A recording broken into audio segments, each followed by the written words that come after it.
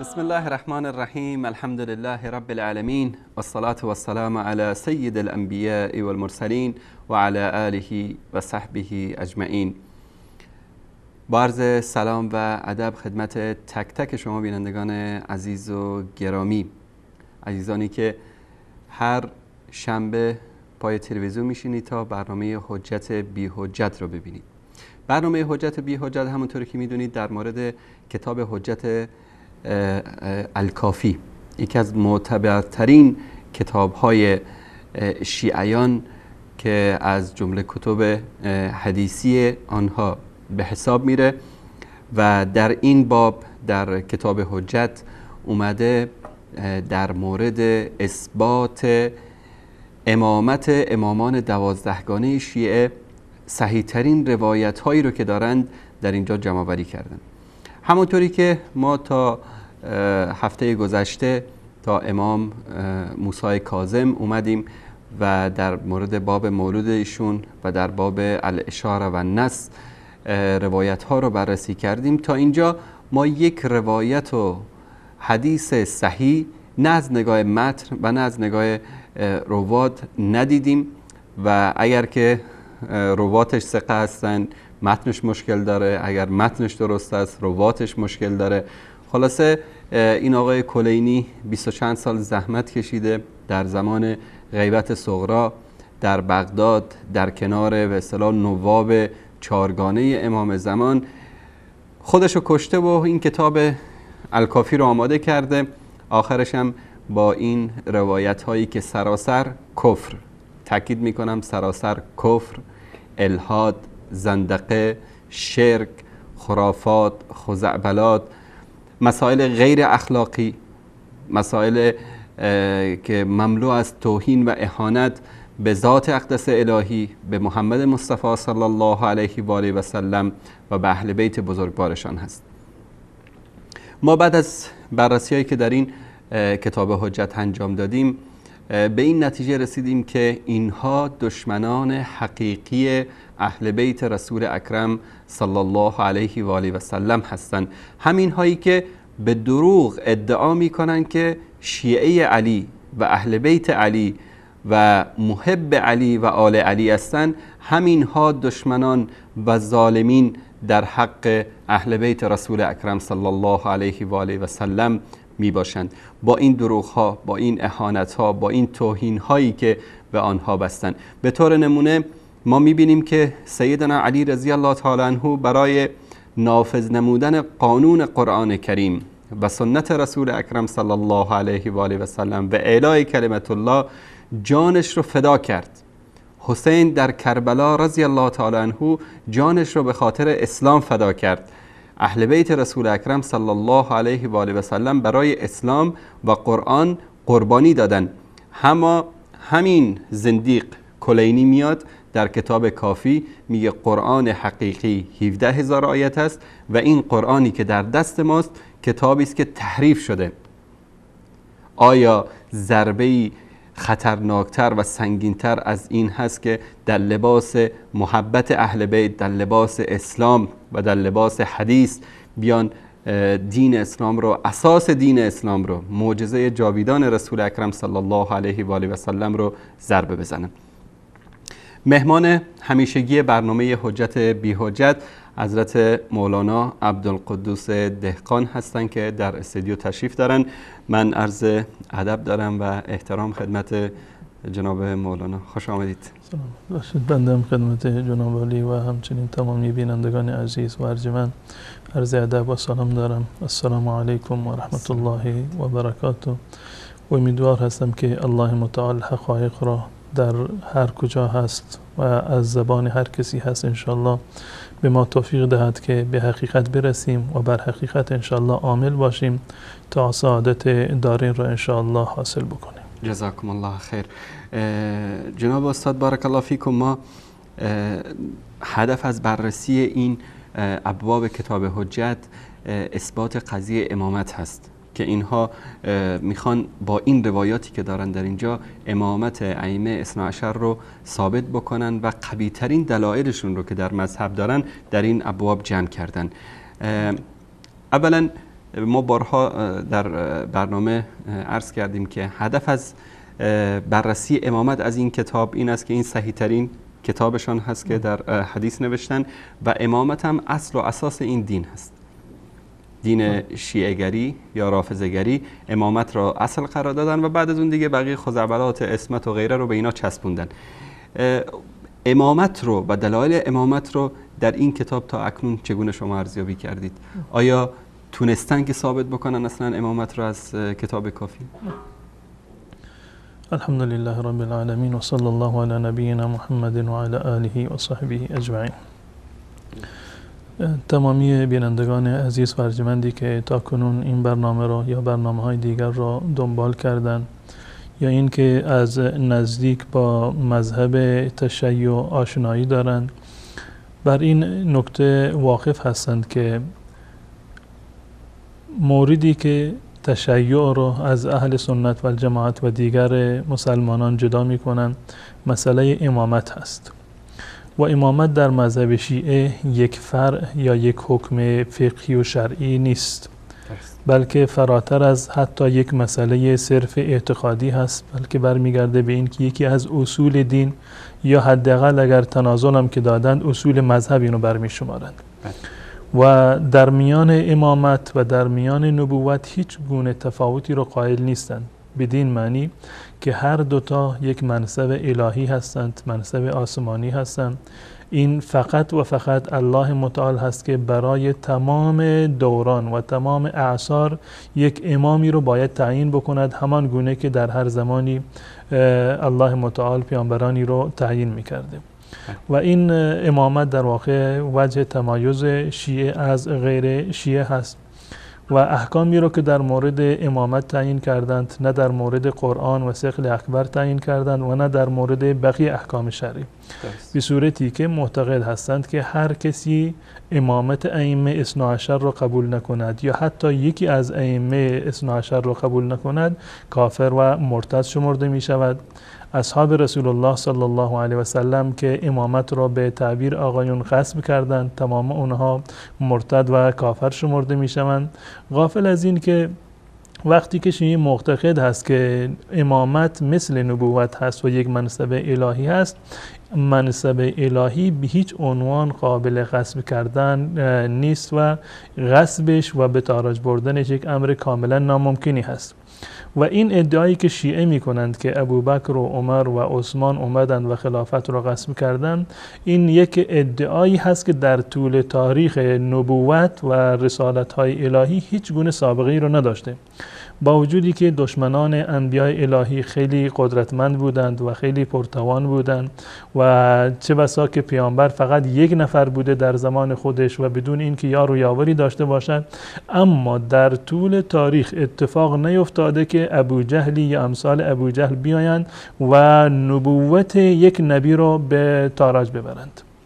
زمانی که امامت مثل نبوت هست و یک منصب الهی هست، یعنی به هیچ عنوان قابل غصب کردن نیست و کسی دیگر نمیتواند که آن را از بین ببرد.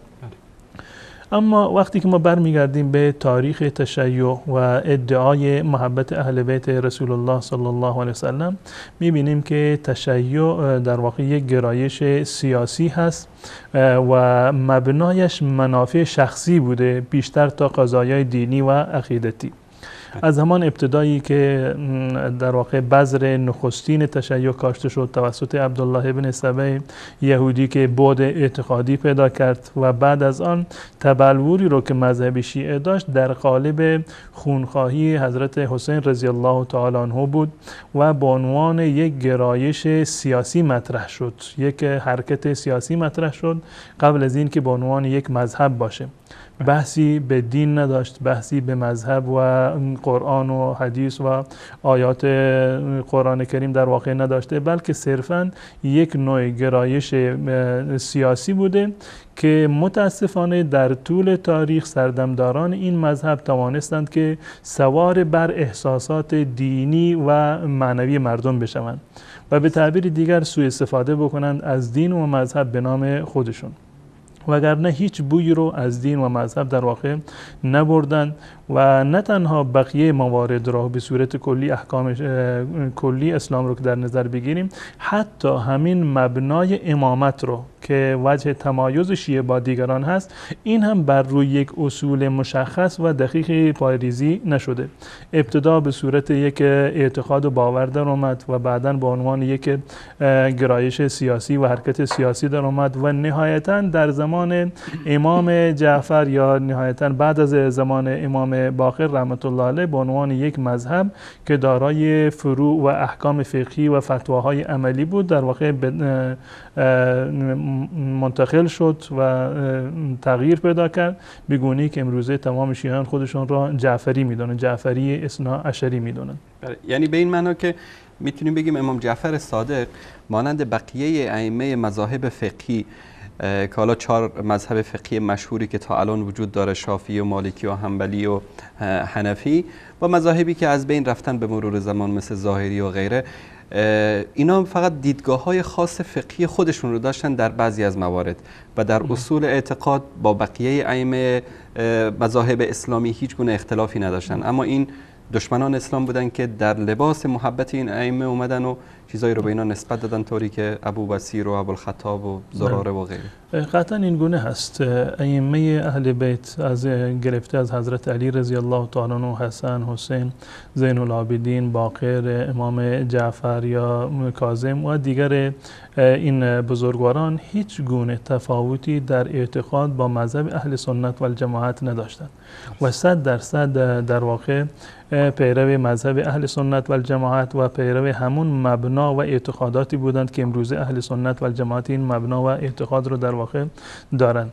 اما مطلبی که پیش اومد این هست که شیعه توانست یا این سردمداران شیعه توانستند که در طول تاریخ خودشان را نسبت بدن به اهل بیت رسول الله صلی الله علیه وسلم و سوء استفاده بکنن و تاریخ تا به امروز گواهی نداده که شیعیان اهل بیت، اون کسانی که ادعای تشیع میکردند، در زمان هیچ یکی از ائمه اهل بیت از حضرت علی رضی الله تعالی عنه گرفته تا امام 12مشون که فعلا مفقود الاثر هست، به هیچ عنوان شیعیان یا روافض شیعیان خوبی برای ائمه نبودند. هیچ امامی از ائمه اهل بیت از شیعیان خودش و از پیروان خودش اعلام رضایت نکردند و بلکه برعکسش بوده. شکایت های خیلی زیادی دارن، نکوهش کردن، لعن و نفرین کردن.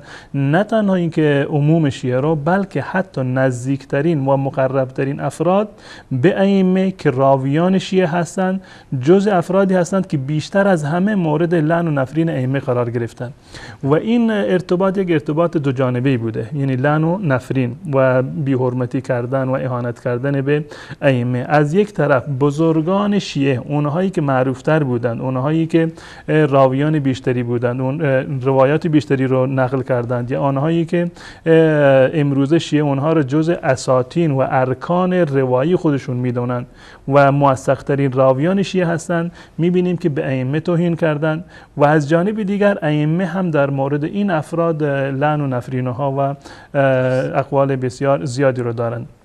بدین معنی که این نقطه رو برای ما واضح می کند که این افراد صرفاً دنبال سوء استفاده از این ائمه بودند و ائمه هم زمانی که متوجه شدند که این افراد نابابی هستند و سوء قصد دارند و خلوص نیتی در واقع ندارند نسبت به دین و نسبت به اتباع و پیروی از این بزرگواران، این افراد و این ائمه اومدند و به قول کتاب‌هایی که خودش شیعه دارند مخازی این راویان رو برملا کردند، یعنی رسوایی هاشون رو و نکات ضعفشون رو مانند زراره که علیه امام جعفر صادق رحمت الله علیه مطالب خیلی زشت و ننگینی رو در واقع داره، سوال کردن چرا زراره این همه چپ افتاده با امام صادق و در جواب گفتن که در رجال کشی است، به خاطر اینکه مخازیش رو، رسوایی هایش رو برای مردم کاملا بیان کرده و این در واقع ارتباط وجود داشته در میان زراره و ائمه و در زمان ابوبصیر. تمام این افرادی که هستند، هشام ابن سالم، هشام ابن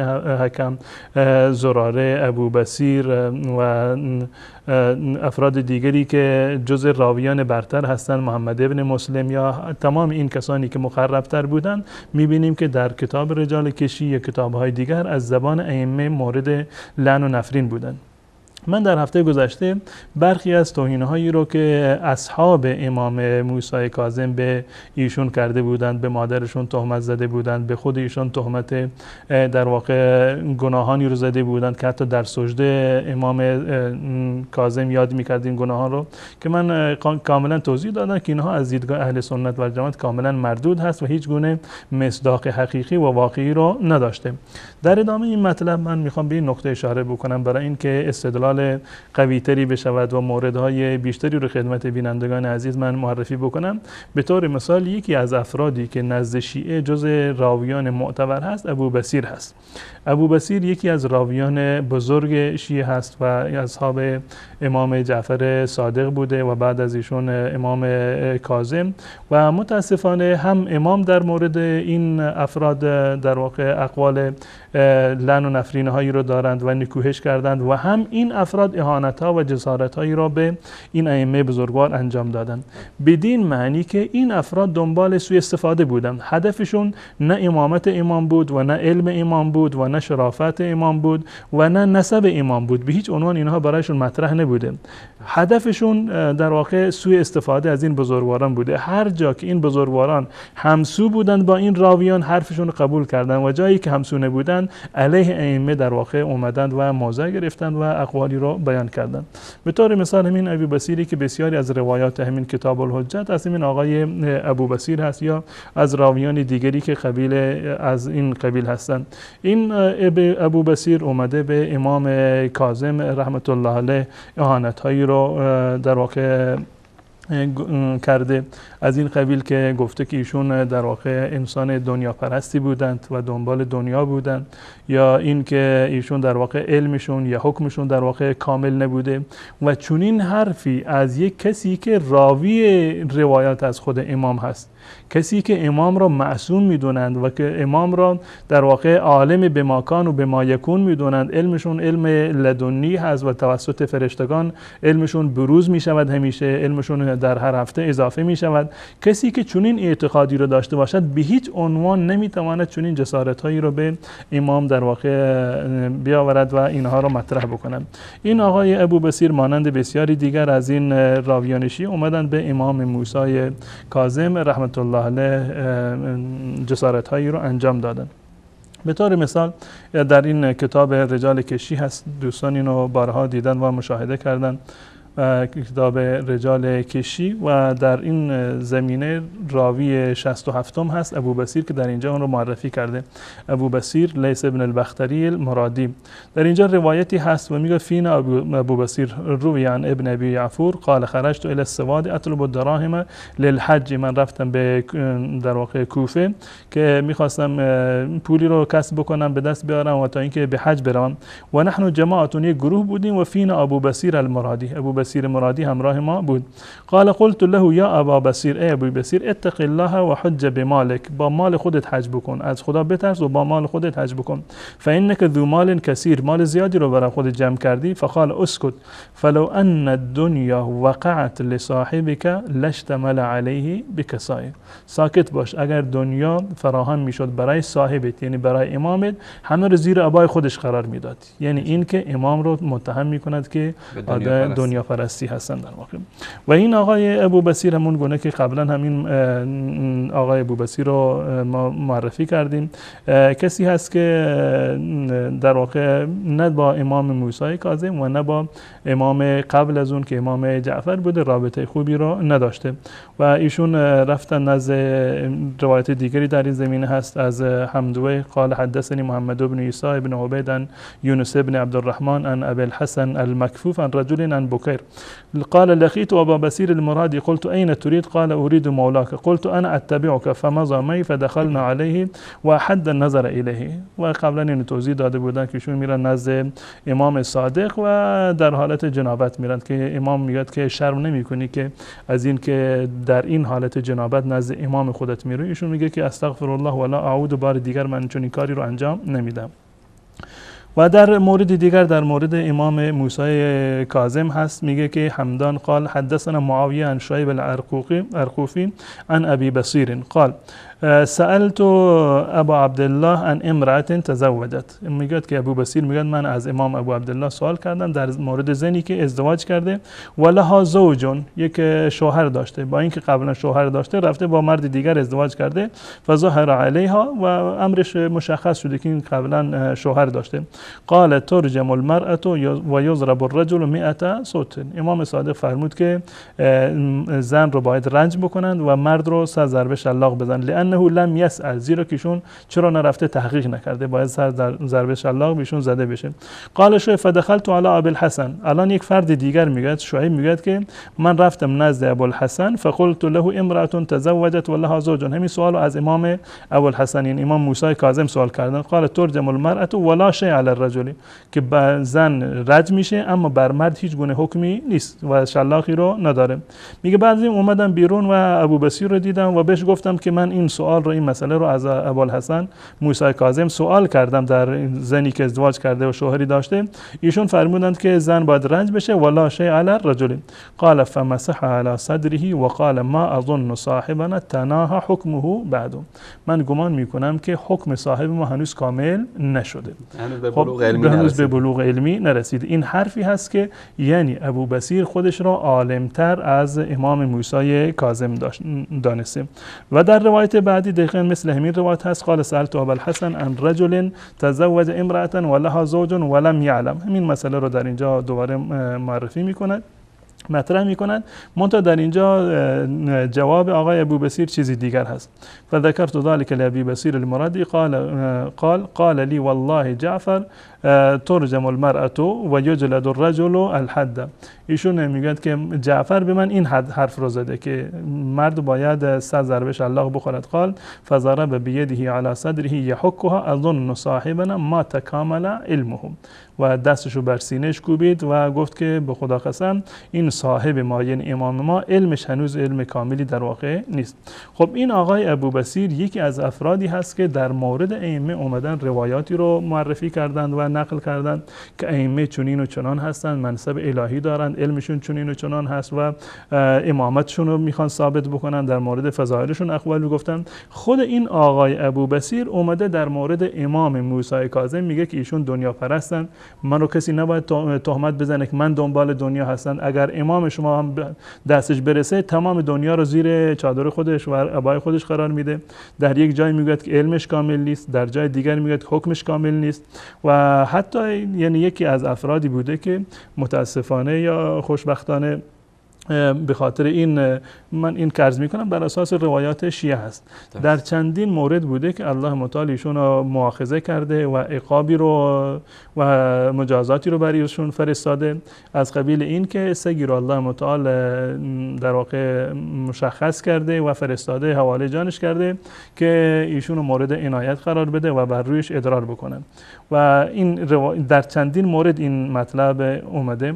و علی ابن محمد قال حدثنا محمد بن احمد بن ولید از حماد بن عثمان قال خرجت و انا و ابن ابي يعفور و آخر، و من و ابن ابو یعفور و چند نفر، یک نفر دیگر رفتیم به حیره او الى بعض المواضع، یادم نیست شاید جای دیگه بوده. فتذاکرنا الدنيا. قال ابو بصیر المرادی اما ان صاحبكم لو ظفر بها لاستأثر بها. اگر دنیا به صاحبتون برسه همیشه برای خودش نگه میداره، همون مطلب قبلی. قال فاغفا. آقای ابو بصیر یک در واقع چرتی زد و میخواست به خواب برود. فجاء کلب یرید ان یشغر علیه. سگی اومد و میخواست روش ادرار بکنن و من رفتم که سگ را دور بکنم. فقال لی ابن ابي یعفور دعه فجاء حتى شغر فی اذنه. نهایتا این سگ اومد و بر گوشش ادرار کرد. همین مطلب در مورد دیگری هم اومده که در مورد امام صادق این مطلب را گفته که قال جلس ابو بصیر علی باب ابي عبدالله. ابو بصیر در نزد امام ابو عبدالله رفت، در منزلش نشسته بود که اجازه بگیرن. لیطلب الاذن فلم یؤذن له. بهش اجازه ورود نمیدادن، حتی مشکلی داشته که اجازه ورود نمیدادن. فقال لو كان معنا طبق لاذن لنا. اگر دستمون پر بود، یک هدیه همراهمون بود، حتما امام بهمون اجازه میداد. هم امام جعفر صادق رو و هم امام موسی کاظم رو متهم میکند به دنیا پرستی. قال فجاء کلب فشغر فی وجهه. همون مرحله دوباره در اینجا هم اجرا شده که سگی اومده و بر روی صورت ایشون که در واقع کور بودن نمی‌دیدن اومده و ادرار کرده.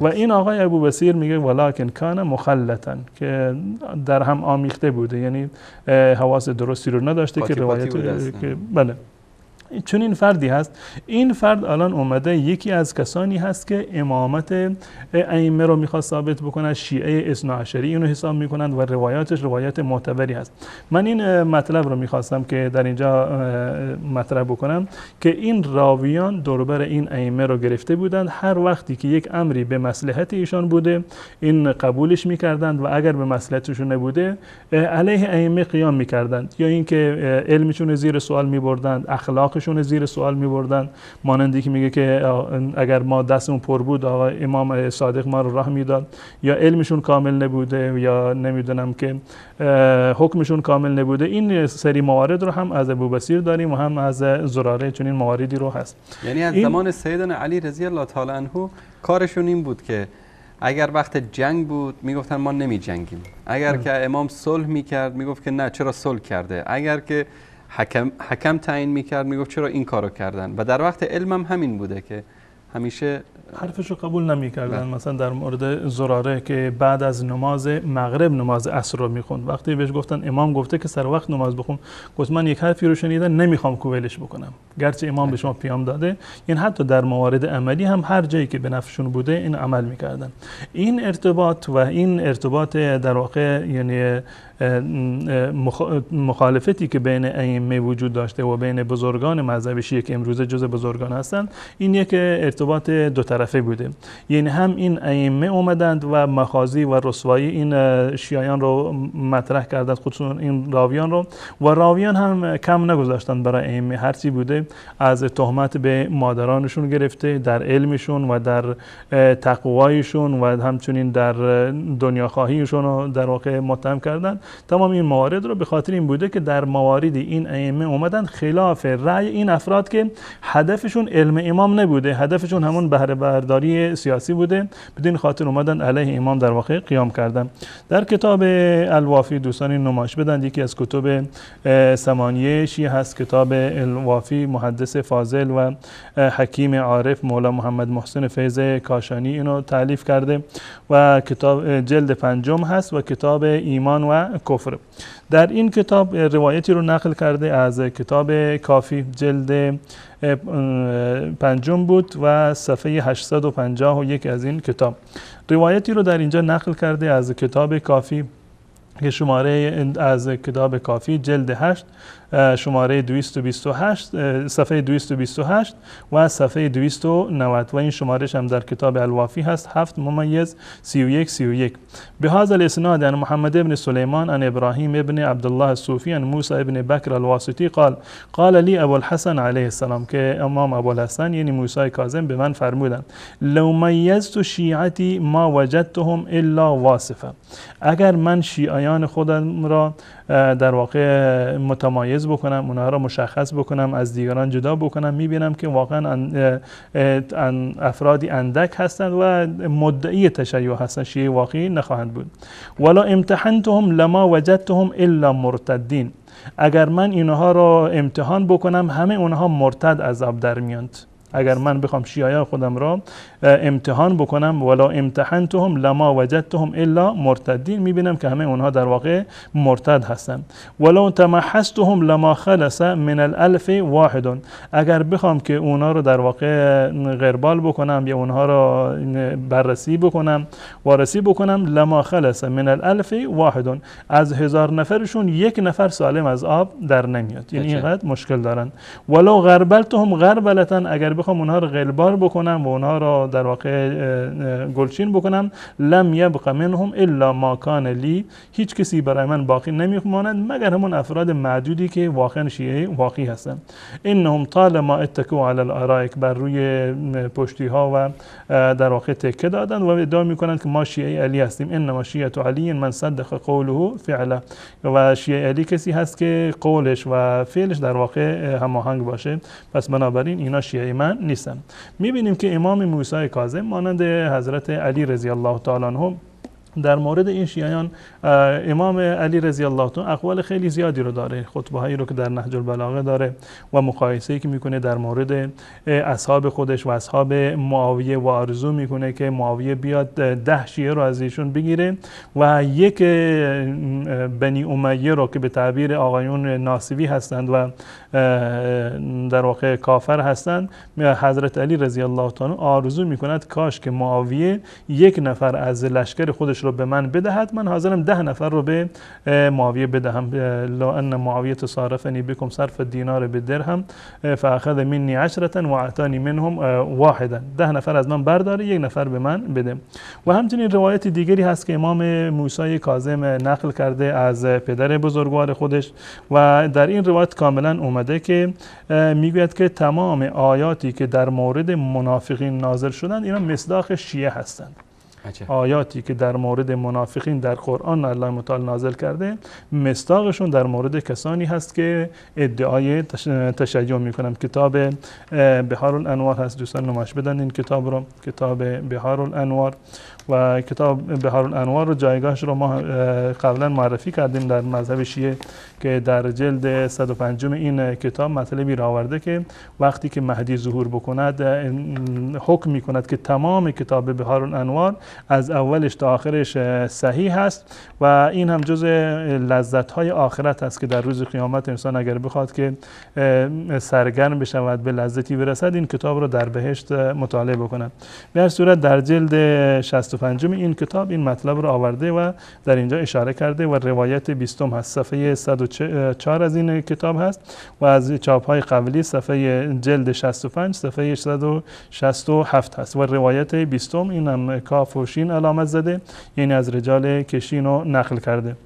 عن خالد بن حماد عن حسن بن طلحة رفعه عن محمد بن اسماعیل عن علی بن زید الشامی قال ابو الحسن، امام ابو الحسن فرمودن، ابو الحسن یعنی ابو الحسن اول امام موسی کاظم، قال ابو عبدالله است، پدر خودش امام جعفر صادق اینو نقل کرده، ما انزل الله سبحانه و تعالی آیه فی المنافقین الا وهی فی من ینتحل التشیع، هر آیه‌ای رو که الله متعال در مورد منافقین نازل کرده این فقط در مورد کسانی هست که ادعای تشیع میکنند. یعنی به این اندازه ائمه در زمان خودشون اومدند و تحذیر دادند، مردم رو آگاه کردند از این افرادی که اومدن در واقع خودشون رو به این ائمه چسبوندند. اینا 1 نفر و 2 نفر نبودند، اینها در واقع از یک طرف میخواستند که سوء استفاده بکنند از این ائمه بزرگوار و هر جایی که فتوایی رو میدادند اگر فتوایشون خلاف میل این آقایون بوده اون قبول نمیکردند و ائمه رو در واقع متهم میکردند که علمشون کامل نیست، حکمشون کامل نیست، به من در خفا و در تنهایی به من یک چیزی دیگه گفته، به شما چیزی دیگه گفته، من حاضر نیستم که از حرف خودم کوتاه بیایم و میرفتن سراغ اموالشون. بسیاری از این افرادی که نزدیکان ائمه بودن صرفاً به خاطر اینکه نمایندگی بگیرند از امام به تعبیر شیعه که وجوهات شرعی یا ناشرعی رو در واقع جمع بکنند بیارند به ائمه بدن، مانند مفضل ابن عمر با اون باند در واقع دزد و قاچاقچی که داشت و برای امام پول جمع می‌کردن و از این قبیل موارد هستن. و حتی مثلا در روایات شیعه اومده که این شیعه اومدند و امامان رو به کشتن دادند. خود این ائمه نهی می‌کردند که به هیچ عنوان شما نباید این مطالب رو برای مردم بیان بکنید، اما اینا قصداً می اومدند این مطالب رو علنی می‌کردند و خصوصاً حکامی که بودن، اهم از حکام بنی امیه که کمتر، اما حکام بنی عباس که خب هر حاکمی که باشه و هر پادشاهی که باشه در امروز باشه یا هر در گذشته باشه، هر کسی که علیه حکومت قیام بکنه خب مسیرش و عاقبتش کاملاً مشخص است. این آقایون می اومدند و ادعا می‌کردند، شایعه پراکنی که می‌کردند که موسی کاظم یا دیگران دنبال براندازی حکومت هستند و نهایتاً این افراد را، این ائمه بزرگوار رو در واقع دچار مشکلات می‌کردند. یکی از این افراد که روایاتی رو داره مبنی بر امامت این ائمه و جز راویان برتر و ممتاز شیعه است، هشام ابن حکم هست که به تعبیر امام موسی کاظم ایشون شریک در قتل موسی کاظم هست و این روایت رو در رجال کشی هست و صفحه 194 رجال کشی صفحه 194 هست. مطلب از جعفر ابن معروف هست، قال حدثنا الحسن ابن علی ابن نعمان، مطلب یک مقدار با سندش طولانی هست و نهایتا برمیگرده به این که در اینجا میگوید که قال أبو يحيى فلما كان من قابل أتاه عبد الرحمن بن حجاج فقال له يا هشام قال لك ایسرک ان تشرک فی دم امرئ مسلم، دوست داری میخوایی که در خون یک فرد مسلمانی شریک باشی؟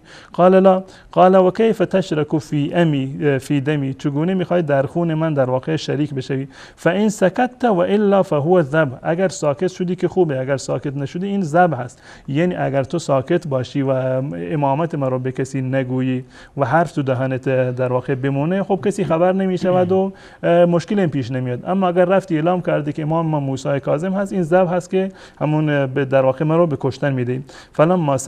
فما سکت حتی کان من امره ما کان صلی الله علیه، میگه این ساکت نشد و تا اینکه نهایتا امام موسی کاظم به همون نهایتی که گرفتار شد و که ایشون زندان شد و در زندان از دنیا رفتن، به این عاقبت در واقع گرفتار شد به خاطر عدم حرفشنوی افرادی مانند هشام ابن حکم یا شیعیان دیگری که در واقع اومدند و این بحث امامت رو برای عموم مردم مطرح کردن. این هشام ابن حکم امونی نیست که در یکی از برنامه‌ها در موردش صحبت کردیم که قائل به جسمانیت بود؟ قطعا این بله، هشام ابن حکم و هشام ابن سالم در واقع جزء کسانی بودند که جسمانیت الله متعال را اینا رقم زدند. اولین نفر افرادی هستند که جسمانیت الله متعال که الله متعال را به دو قسم تقسیم کردند، از ناف به پایین پر هست و از ناف به بالا تو خالی هست. همین افراد بودن هشام ابن حکم و هشام ابن سالم بوده که ائمه با چنین تفکری در واقع اومدند و مبارزه کردند، زیرا که در این زمینه ائمه اهل بیت رسول الله صلی الله علیه وسلم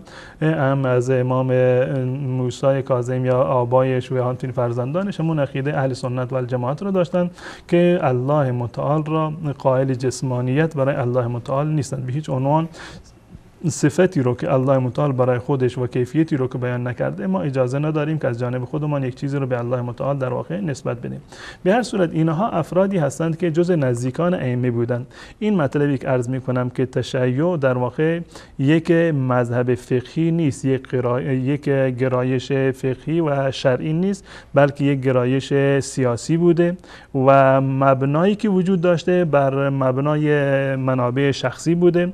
هر کسی در هر زمانی میخواستن سوء استفاده بکنند از ائمه و از این بحث امامت سوء استفاده کردن و هر وقتی که راه سوء استفاده از اونها در واقع بسته شده این بوده که علیه خود ائمه در واقع حرف زدند و قیام کردند و همان گونه که قبلا من عرض کردم در طول تاریخ تشیع ثابت نشده که هیچ یکی از ائمه بیان از شیعیان خودشون در واقع تعریف بکنند که واقعا شیعه واقعی بودند یا شیعیان صداقت خودشان را و حسن نیت خودشان را برای یکی از ائمه خودشون اومده باشند و ثابت کرده باشند. حضرت علی رضی الله تعالی عنه این همه دلخون بود از این افراد که در مقابل معاویه رضی الله تعالی عنه در واقع دستور حضرت علی رضی الله تعالی عنه رو اجرا نمی‌کردند. امام حسن رو که ضربه زدند، با کلنگ زدند و پایش رو مجروح کردند و مختار می‌خواست که ایشون رو بگیرد و دست پا بسته ببرد به معاویه تحویل بدهد. حضرت حسین رضی الله تعالی عنه رو دعوت کردند به کوفه، اما یک شیعه با غیرت و با شهامتی پیدا نشد که بر وعده خودش بیستد و از امام خودشون حضرت حسن رضی الله عنه دفاع بکند. به این خاطر ما میبینیم که نیکوهش های ائمه علی، حسن، حسین یا ائمه دیگر در مورد شیعه بسیار زیاد هست و این در واقع یکی از مواردی هست که دل هر انسان مسلمانی رو به درد میآورد. جزاکم الله خیر. جناب استاد، آیا ما میتونیم بگیم که عبدالله ابن سبع یهودی اولین شخصی بود که تشیع به اصطلاح سیاسی رو تأسیس کرد و یک حزب تکفیری باطنی زیرزمینی از یک طرف مدعی محبت و شیعه‌گری اهل بیت بود و از طرف دیگر با همون دشمنی که در دین یهودیت داشتن با اسلام همون رو با لباس تشیع زینت دادن و اسلام رو از داخل ضربه زدن مثل غده سرطانی. این یک واقعیتی است که خود شیعه متاسفانه یا خوشبختانه به این اعتراف کردند در رجال کشی و کتاب‌هایی که شیعه در مورد فرق و ادیان و مقالات نوشتند این مطلب را کاملا تصریح کردند که اعتقاداتی که ابن سبع یهودی آورد اینها را ایجاد کرد در دامنه اسلام اعتقادات بی سابقه‌ای بودند. قبل از ابن سبع یهودی کسی اینها را مطرح نکرده بود. اولین کسی بود که ادعای منسوسیت حضرت علی رضی الله تعالی عنه عنه رو مطرح کرد و ظاهرا ائمه قبل از حضرت علی رضی الله تعالی عنه رو به باد انتقاد گرفتند و لعن و نفرین کردند. خود عبدالله ابن سبا و پیروانشون بودند. حضرت علی رضی الله تعالی عنه رو آوردند و از اون جایگاه اصلی که ایشون داشتند، ایشون در حد یک معبود و الهی بالا بردند که حضرت علی رضی الله تعالی عنه گرفت و تعداد از اینها رو در آتش سوختند و تعداد دیگر رو در واقع تبعید کردند و اعتقاداتی مانند منسوسیت علی، مانند وصیت علی، مانند اعلام براءت از دیگران را، اعتقاداتی مانند رجعت ائمه را، اینها تمام اعتقاداتی هست که نخستین بار در تاریخ اسلام عبدالله ابن سبا یهودی اینها رو ایجاد کرده، آن هم به اعتراف خود شیعه در کتاب رجال کشی و در کتاب نوبختی این مطالب را کاملا آوردند و مطرح کردند. منتها این ما میتونیم به این عنوان اینو مطرح بکنیم که نخستین انحراف اعتقادی بوده که تشیع در واقع آن را تبنی کرده، پذیرفته و بدین صورت از دامنه اسلام در واقع خودشون رو بریدند. و اگرچه این جنبه یک مقدار جنبه سیاسی هم داشت و وقتی که شورش ها به وجود آمد، همین افراد بودند که شورش ها رو علیه حضرت عثمان رضی الله تعالی عنه ساماندهی میکردند و خودشون اومدن در لشکر حضرت علی رضی الله تعالی عنه و سهم داشتن در درگیری که در میان حضرت حسن، حضرت علی رضی الله تعالی عنه و در جنگ جمل با طلحه و زبیر اتفاق افتاد و بزرگترین عاملانش همین افراد بودند. و منتها به صورت یک حرکت سیاسی که مطرح بشود و در واقع در تاریخ اسلام دارای تأثیر باشد، بعد از وفات حضرت حسین رضی الله تعالی عنه بعد از شهادت ایشان بود که حرکت توابین بود که در واقع شیعه و مختار و همپیروانش و تونستند که این حرکت رو در واقع به نفع خودشون مصادره بکنند و مذهبی رو که گرایش سیاسی رو که گرایش تشیع بود این در واقع پیریزی بکنند. و منتها به عنوان یک مذهب، این همون گونه که قبلا عرض کردم، این سالها بعد از امام باقر این به وجود اومد. به تصریح روایات خودشون شیعیان قبل از امام باقر احکام حلال و حرام خودشون رو و احکام مناسک حج خودشون رو نمیدونن. بعد از امام باقر تازه این احکام را فرا گرفتند و به یک مقداری در واقع به قول خودشون خودکفا شدند. و این تاریخ تشیع هست که در واقع ایجادش بسیار با تأخیر بوده و نخستین جرقش از نظر اعتقادی همون فرموده هست که شما بهش اشاره کردید که عبدالله ابن سبا یهودی بنیانگذارش بوده. بله، جزاکم الله خیر. من تشکر میکنم از جناب مولانا عبدالقدوس دهقان. حضرت مولانا، ما تا الان در مورد روات شیعه و قضیه امامت صحبت کردیم و اهمیتی که تک تک این امامان 12گانه در مذهب شیعه امامی 12 امامی دارن. در مورد باب الاشاره و النص علی امام موسی بن جعفر الکاظم وارد این بحث میشیم یا که هنوزم در مورد باب مولود مطالبی مونده که ارائه بدید؟ باب مولود را ما یک مقدار مختصرتر کردیم به خاطر اینکه چندان نفی برای اثبات امامت نداره و اون مواردی رو که برای اثبات امامت هست در باب اشاره و نص می آورد و مطرح می کند و از اون موارد نمی شود که برای اثبات امامت استدلال کرد. به خاطر که کلی رو مطالب کلی رو ما در مورد باب ولادت ایشون رفتیم و میپردازیم به باب اشاره و نص بر ابوالحسن موسی کاظم هست. همون گونه که ما بینندگان عزیز رو عادت دادیم که ابتدا ما حکم این روایات رو از زبان خود بزرگان شیعه خدمت بینندگان عزیز ما مطرح بکنیم که پیش داوری نباشد و حمله بر محمل سوی نشود که ما یک طرفه و یک جانبه قضاوت کردیم. بدین خاطر ما اولین گامی که در بررسی این ابواب ما برمیداریم معرفی حکم علامه مجلسی بر این روایات هست که سطح صحت و سقمشون در واقع تا چه اندازه هست. در این باب اشاره و نص بر ابوالحسن موسی کاظم، آقای کلینی بعد از تلاش 20 ساله خودشون تقریبا 16 روایت رو در این کتاب جمع آوری کرده. 16 روایت بیشتر خیلی بیشتر شده نسبت به حسن و حسین که در واقع خیلی اندک بودند تجربه حاصل کرده در دروغگویی. و جالب اینجاست است که بسیاری از این روایات رو از یک نفر هست، 2 تا روایت از یک نفر هست یا از افرادی که قبلا اینها رو کاملا معرفی کردیم و انشالله در لابلای برنامه بیشتر به این راویان هم آشنا خواهیم شد. از میان این 16 روایت صرفا یک روایت صحیح داریم و السلام.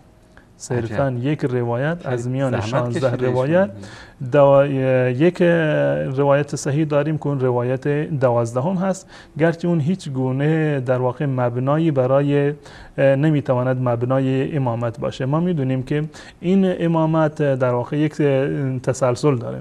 اگر شیعه معتقد هست که امام رو باید الله متعال تعیین بکند و رسول الله صلی الله علیه وسلم تعیین بکند، پس بنابراین باید روایتی رو از رسول الله برای ما معرفی بکنند که رسول الله صلی الله علیه وسلم فرموده باشه که بعد از امام جعفر موسی کاظم امام هست، یا آیه در قرآن باشه که این ائمه رو معرفی کرده باشه. تفاوتی که در میان اصول و در میان فروع وجود داره این است که قرآن کریم و احادیث رسول الله صلی الله علیه وسلم در مورد اثبات اصول دین و اون چیزی که حتی اصول مذهب باشه، روایات قرآن باید صریح باشه و هم آیات قرآن و همچنین روایاتی که از رسول الله صلی الله علیه وسلم نقل شده هم باید صحیح باشند و هم باید صریح باشند، صحیح و صریح باشند. گذشته از این از دیدگاه شیعه اثبات عقاید با خبر واحد به هیچ عنوان ممکن نیست، حتما باید در این زمینه تواتری وجود داشته باشه که در مورد هیچ کدام از ائمه چون تواتری وجود نداره. از این گذشته اثبات امامت هر امامی و در واقع مستند بودن حرف و قول یک امام لازمش این است که امامتش ثابت شده باشد. ما برای بقیه ائمه حتی از حضرت علی رضی الله تعالی عنه گرفته تا امام جعفر صادق تا کنون بررسی کردیم، دلیل صحیح و صریحی که دال بر امامتش باشه وجود نداشته، نه در قرآن و نه در احادیث رسول الله صلی الله علیه وسلم. پس بنابراین تا زمانی که امامت حضرت علی از آیات قرآن و از روایات رسول الله صلی الله علیه و ثابت نشده باشه، به هیچ عنوان امامت ائمه دیگر ثابت نیست. پس بنابراین وقتی که امامتشون ثابت نباشه قولشون هم معتبر نیست، قولشون برای اثبات امامت امام بعدی در واقع مشخص نیست، مگر این که شیعه به خود بقبولانند که بر ائمه ما وحی می شده، حرف هر امام در حد حرف رسول الله هست و حرف رسول الله هم که حرف الله متعال هست. پس بنابراین هر چی امام گفت این در واقع مصداق قول الله متعال است، در صورتی که در این زمینه ما می بینیم که قول امام رو همین راویان مجهول و همین راویان ضعیف، راویان غالی و متهم و ملعونی که مورد نفرین ائمه بودند، همین افراد اومدند و این اقوال را نقل کردند و این اقوال کاملا 100% با هم دیگر متعارض هست و این تعارض و تضاد هم دلیل بطلان هست که به این انشاءالله اشاره خواهم کرد. و منتها این نمایش میدم، این از این کتاب مرآة العقول، دوستان این کتاب رو نمایش بدن. کتاب مرآة العقول هست و جلد سوم این کتاب هست. بله، مرآة العقول فی شرح اخبار آل رسول، تعریف علامه شیخ الاسلام مولا محمد باقر مجلسی هست که معروف ترین شرح کتاب اصول کافی هست. در این کتاب در جلد سوم این کتاب هست و صفحه 329، جلد سوم این کتاب، باب الاشاره و النص علی ابی الحسن موسی علیه السلام و صفحه 329 که عرض کردم که 16 روایت رو در اینجا آورده و جمع آوری کرده. روایت اول، الحدیث الاول ضعیف، روایت اول که باید علی القاعده صحیح ترین این روایت باشه گفته که ضعیف هست.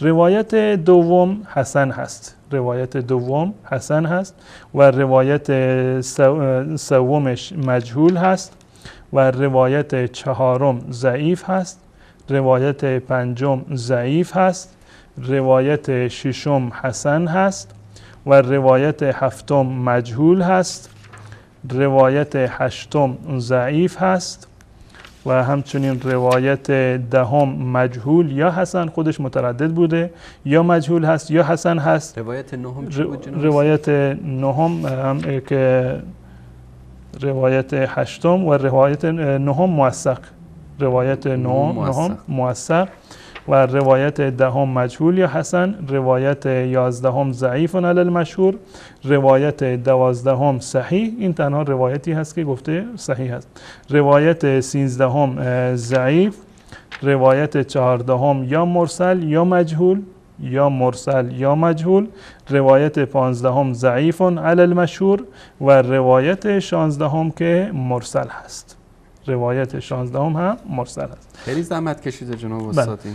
پس بنابراین در این کتاب هیچ گونه دلیل صحیحی که بتوان امامت رو ثابت کرده برای اثبات امامت موسی کاظم در واقع وجود ندارد، به استثنای روایت 12 این باب. آیا از روایت 12 می شود که امامت رو ثابت کرد یا ثابت نکرد؟ این یک مطلبی هست که انشالله اگر تونستیم در آخر برنامه و اگر نشد انشالله در ادامه و در هفته آینده این مطلب رو کاملا خدمت بینندگان عزیز من مطرح خواهم کرد. منتها چیزی که من میخوام بهش اشاره بکنم این است که وقتی که ما به امام موسی کاظم رحمت الله علیه از دیدگاه شیعه ما میخوام بررسی بکنیم، میبینیم که موسی کاظم علاوه بر این که دلیلی برای اثبات امامتش وجود نداره، دلیلی برای اثبات امامتش وجود نداره. از 16 روایتی که در این کتاب اومده بود صرفاً یک روایت هست و اون روایت 12 تصریحی بر امامت امام موسی کاظم نداره. یعنی در آن نگفته که الله متعال در فلان آیه ایشون رو به عنوان امام معرفی کرده یا رسول الله ایشون رو به عنوان امام معرفی کرده یا حتی لفظ امام و والی و ولی در اون در واقع باشه، گرچه استدلال کردن از لفظ ولی هم به هیچ عنوان راست در نمیاد برای اثبات امامت یا جانشینی این بزرگواران، اما این لفظ نیومده، صرفا لفظ صاحب اومده، صاحب به معنی همراه. و جالب اینجا است که اگر که لفظ صاحب را من این روایت رو خدمت بینندگان عزیز نشون بدم، روایت 12 این باب هست، روایت 12 دوستان در کتاب اصول کافی هست، روایت 12 از احمد ابن ادریس از محمد ابن عبدالجبار صفوان از ابن مسکان از سلیمان ابن خالد قال دعا ابو عبدالله علیه السلام ابا الحسن علیه السلام یوما و نحن عنده فقال لنا علیکم بهذا فهو والله صاحبكم بعدی. ایشون بعد از من صاحب شما هست. حالا صاحب به چه معنی هست؟ صاحب رو بیارن معنی صاحب به معنی رفیق، به معنی همراه هست، همنشین شما این هست و این همنشینی به هیچ عنوان دلیل بر امامت نیست، گرچه راویانش هم که راویان چندان معتبری هم نیستند که انشاءالله اینو به صورت کامل بررسی خواهیم کرد. اما بعد از این که از این مطلب بر بگردیم، دلایل عدم امامت موسی کاظم خیلی بیشتر هست. یعنی گذشته از این که دلیلی برای اثبات امامتش وجود نداره، بلکه دلایلی وجود داره برای اثبات عدم امامت این بزرگوار از دیدگاه شیعه که در واقع ایشون این امامت و جایگاه و منصب الهی رو نداشتن. یک از مواردی که در این زمینه هست برمیگردیم به علامات امامت. علامات امامت در مذهب شیعه چه چیزی هست؟ از چه مواردی ما میتونیم که به امامت یک شخصی در واقع معتقد باشیم یا امامت یک فردی رو ثابت بکنیم؟ عرض کردم که در قرآن کریم و در احادیث رسول الله صلی الله علیه وسلم دلیلی برای اثبات امامت نه علی و نه دیگر ائمه به صورت کلی وجود ندارد و گفتار صریح و صحیح از رسول الله صلی الله علیه وسلم هم وجود ندارند و حتی همین علامت هایی رو که خود شیعه اینها را ساختند و پرداختند از زبان خود ائمه، اینها دلالت میکنند بر این که موسی کاظم در واقع امام نبوده، بلکه یک فرد دیگری باید به جای ایشان به امامت میرسید. در کتاب اصول کافی جلد 1 صفحه 284 جلد 1 صفحه 284 در اینجا یک بابی رو آورده و معرفی کرده: الامور التي توجب حجت الامام علیه السلام. الامور التي توجب حجت الامام علیه السلام، اموری که در واقع حجت بودن امام رو برای ما ثابت میکنند. اموری، علامت هایی که حجت بودن امام رو برای ما ثابت میکنند. محمد ابن یحیی از احمد ابن محمد از ابن ابی نصر قال قلت لابی الحسن الرضا، به از امام رضا من پرسیدم: اذا مات الامام بما یعرف الذی بعده، وقتی که یک امامی فوت بکند امام بعدی چگونه شناخته میشود؟ قال للامام علامات، امام علامت هایی رو داره که با این علامت ها شما میتونید امام رو تشخیص بدید. منها ان یکون اکبر ولد ابیه، که ایشون اول باید بزرگترین فرزند باشه، یعنی فرزند ارشد امام قبلی باشه و فرزند بزرگتر باشه. و یکون فیه الفضل و الوصیه، فضل و وصیت در این امام باشه، یعنی هم انسان بزرگواری باشه و هم وصیت شده باشه از امام قبلی. و این وصیت هر وصیتی هم معتبر نیست، هر وصیت معتبری نیست.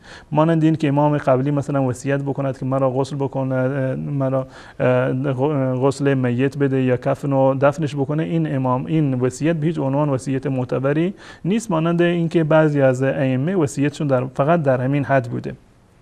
و یقدم الرکب فیقول، و یک کاروانی بالفرض وارد شهر می شود و سوال می کند که الی من اوصی فلانون، که فلان یعنی امام فلانی به چه کسی وصیت کرده، امام قبلی به چه کسی وصیت کرده. فیقال الی فلانون، همه بدونن بگن که بله امام بعدی فلانی هست، یعنی وصیت شده باشه که در شهر همه مردم بدانند که فلانی امام هست. این روایت اول این باب هست و همچنین در روایت دوم این باب همین مطلب در اینجا اشاره شده.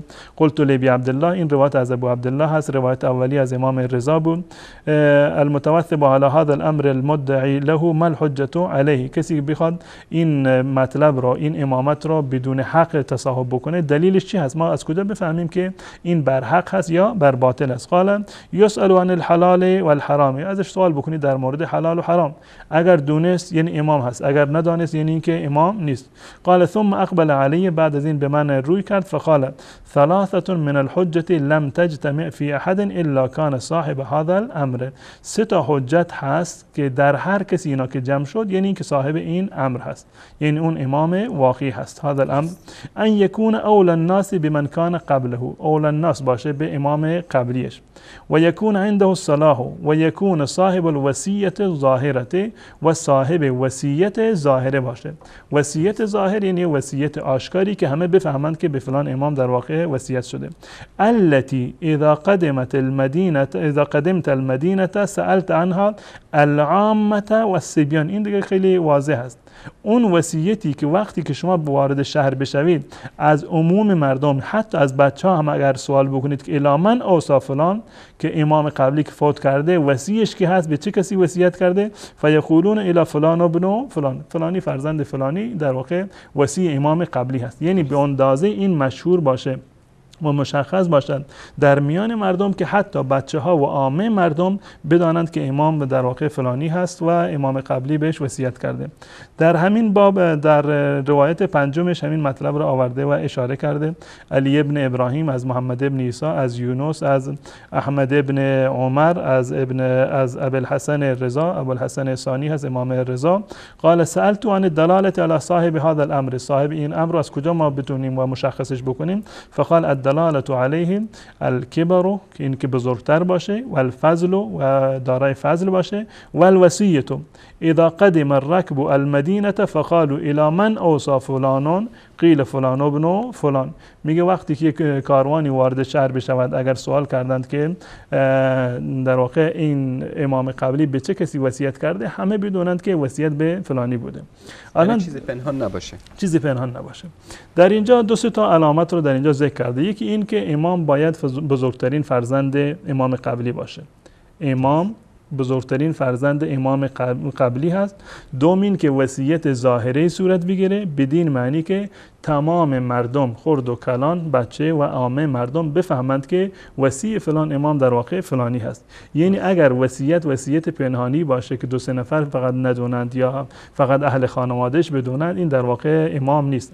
و اگر فرزند بزرگتر امام قبلی هم نباشه باز هم امام نیست. این علامت هایی است که در این روایت در اینجا ذکر شده و در روایات بعدی که در اینجا هستند یک سری علامت های دیگری رو هم در اینجا ذکر کرده. الان برمیگردیم به این که آیا این علامات واقعا صدق میکند بر امام موسی کاظم یا اینکه صدق نمیکند؟ اولا که امام موسی کاظم بزرگترین فرزند پدر خودشون نبودند، بزرگترین فرزند پدر خودشون نبودند و این مطلب در کتاب اصول کافی جلد 1 صفحه 351 این مطلب کاملا بیان شده که قبل از ایشون اسماعیل بوده و حتی بعد از اسماعیل عبدالله بوده که عبدالله افتح معروف بوده و حتی شیعیانی که فتحی هستن به این فرد عبدالله در واقع نسبت داده میشوند و بعد نفر سوم در واقع امام موسی کاظم بوده. این یک مطلب. پس بنابراین زمانی که موسی کاظم بزرگترین فرزند پدرش نیست، یعنی این که یکی از علامات امامت را ندارد، ناقص هست. مطلب دوم این که وصیت ظاهری که همه مردم بشناسند که بعد از امام جعفر صادق امام موسی کاظم بوده، چون این وصیتی هم در کار نبوده و کسی نمیدانسته. نه این که در واقع بچه ها نمیدونستند، عامه شیعه یا عامه مردم یک شهر یا مدینه نمیدونستند، حتی خواص خود ائمه، خواص و شیعیان خاص و ویژه امام ابی عبدالله جعفر صادق و خود موسی کاظم در واقع از چنین چیزی اطلاع نداشتند. یعنی این که این دو علامت بزرگ و مشخص امام بودن امام از ایشون در واقع منتفی بوده. در این کتاب، همون کتاب اصول کافی جلد 1 صفحه 251 این مطلبی هست که از محمد ابن یحیی در واقع در اینجا نقلش کرده. روایت هفتم این باب هست، روایت هفتم در این باب هست و اسم باب هم که باب ما یفصل به بین دعوى المحق و المبطل فی امر الامامتی، که از کجا ما بفهمیم که این امام حق هست یا امام باطل هست. در اینجا روایت هفتم از محمد ابن یحیی هست، از احمد ابن محمد ابن عیسی، از ابی یحیی واسطی، از هشام ابن سالم.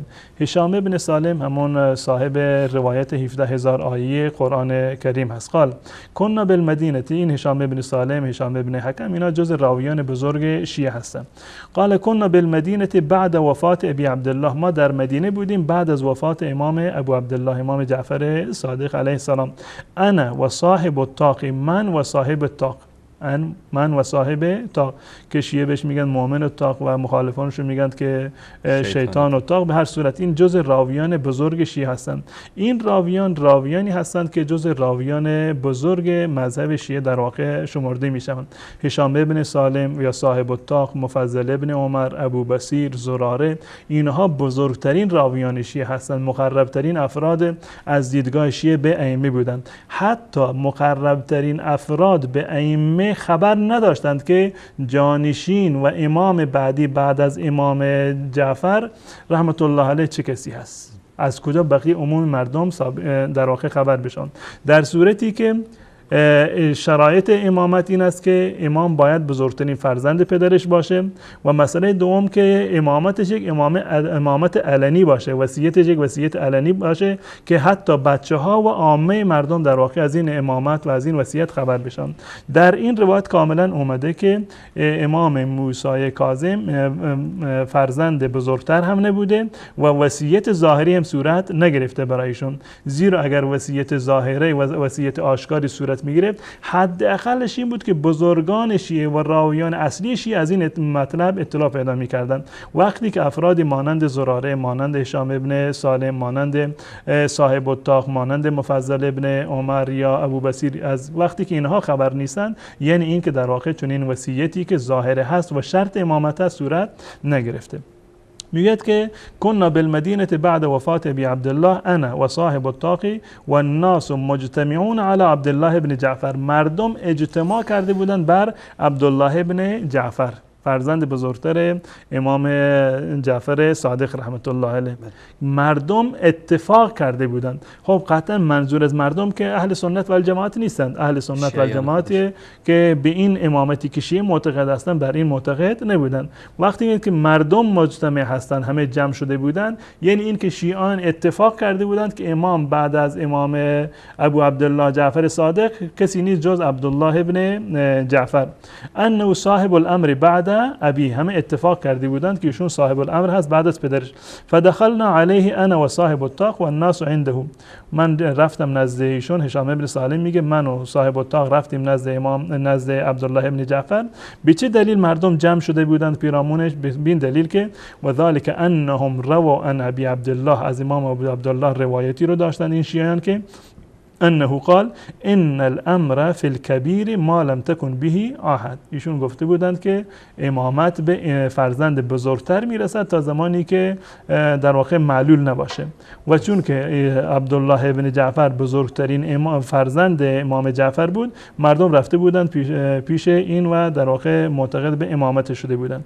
فدخلنا علیه، در جریان طولانی هست توضیح میداد که ما رفتیم در اونجا و سوال کردیم، یک دو تا مسئله رو سوال کردند و این دو تا سوالی که داده موافق با میلشون نبوده، مطابق با میلشون نبوده و مطابق با مذهب اهل سنت و الجماعت بوده. در ادامه میگه که فخرجنا من عنده ضلالا، ما حیران و سرگردان از نزد عبدالله ابن جعفر بیرون آمدیم. وقتی که فردی مانند هشام ابن سالم و صاحب الطاق بعد از امامشون که امام جعفر بوده وقتی که فوت کرده ضلال بودند، یعنی گمراه بودند و پریشان بودند، سرگردان بودند. لا ندری الی این نتوجه، نمیدانستیم که به چه کسی رجوع بکنیم. انا و ابو جعفر الاحول، من و ابو جعفر احول که همون صاحب الطاق هست.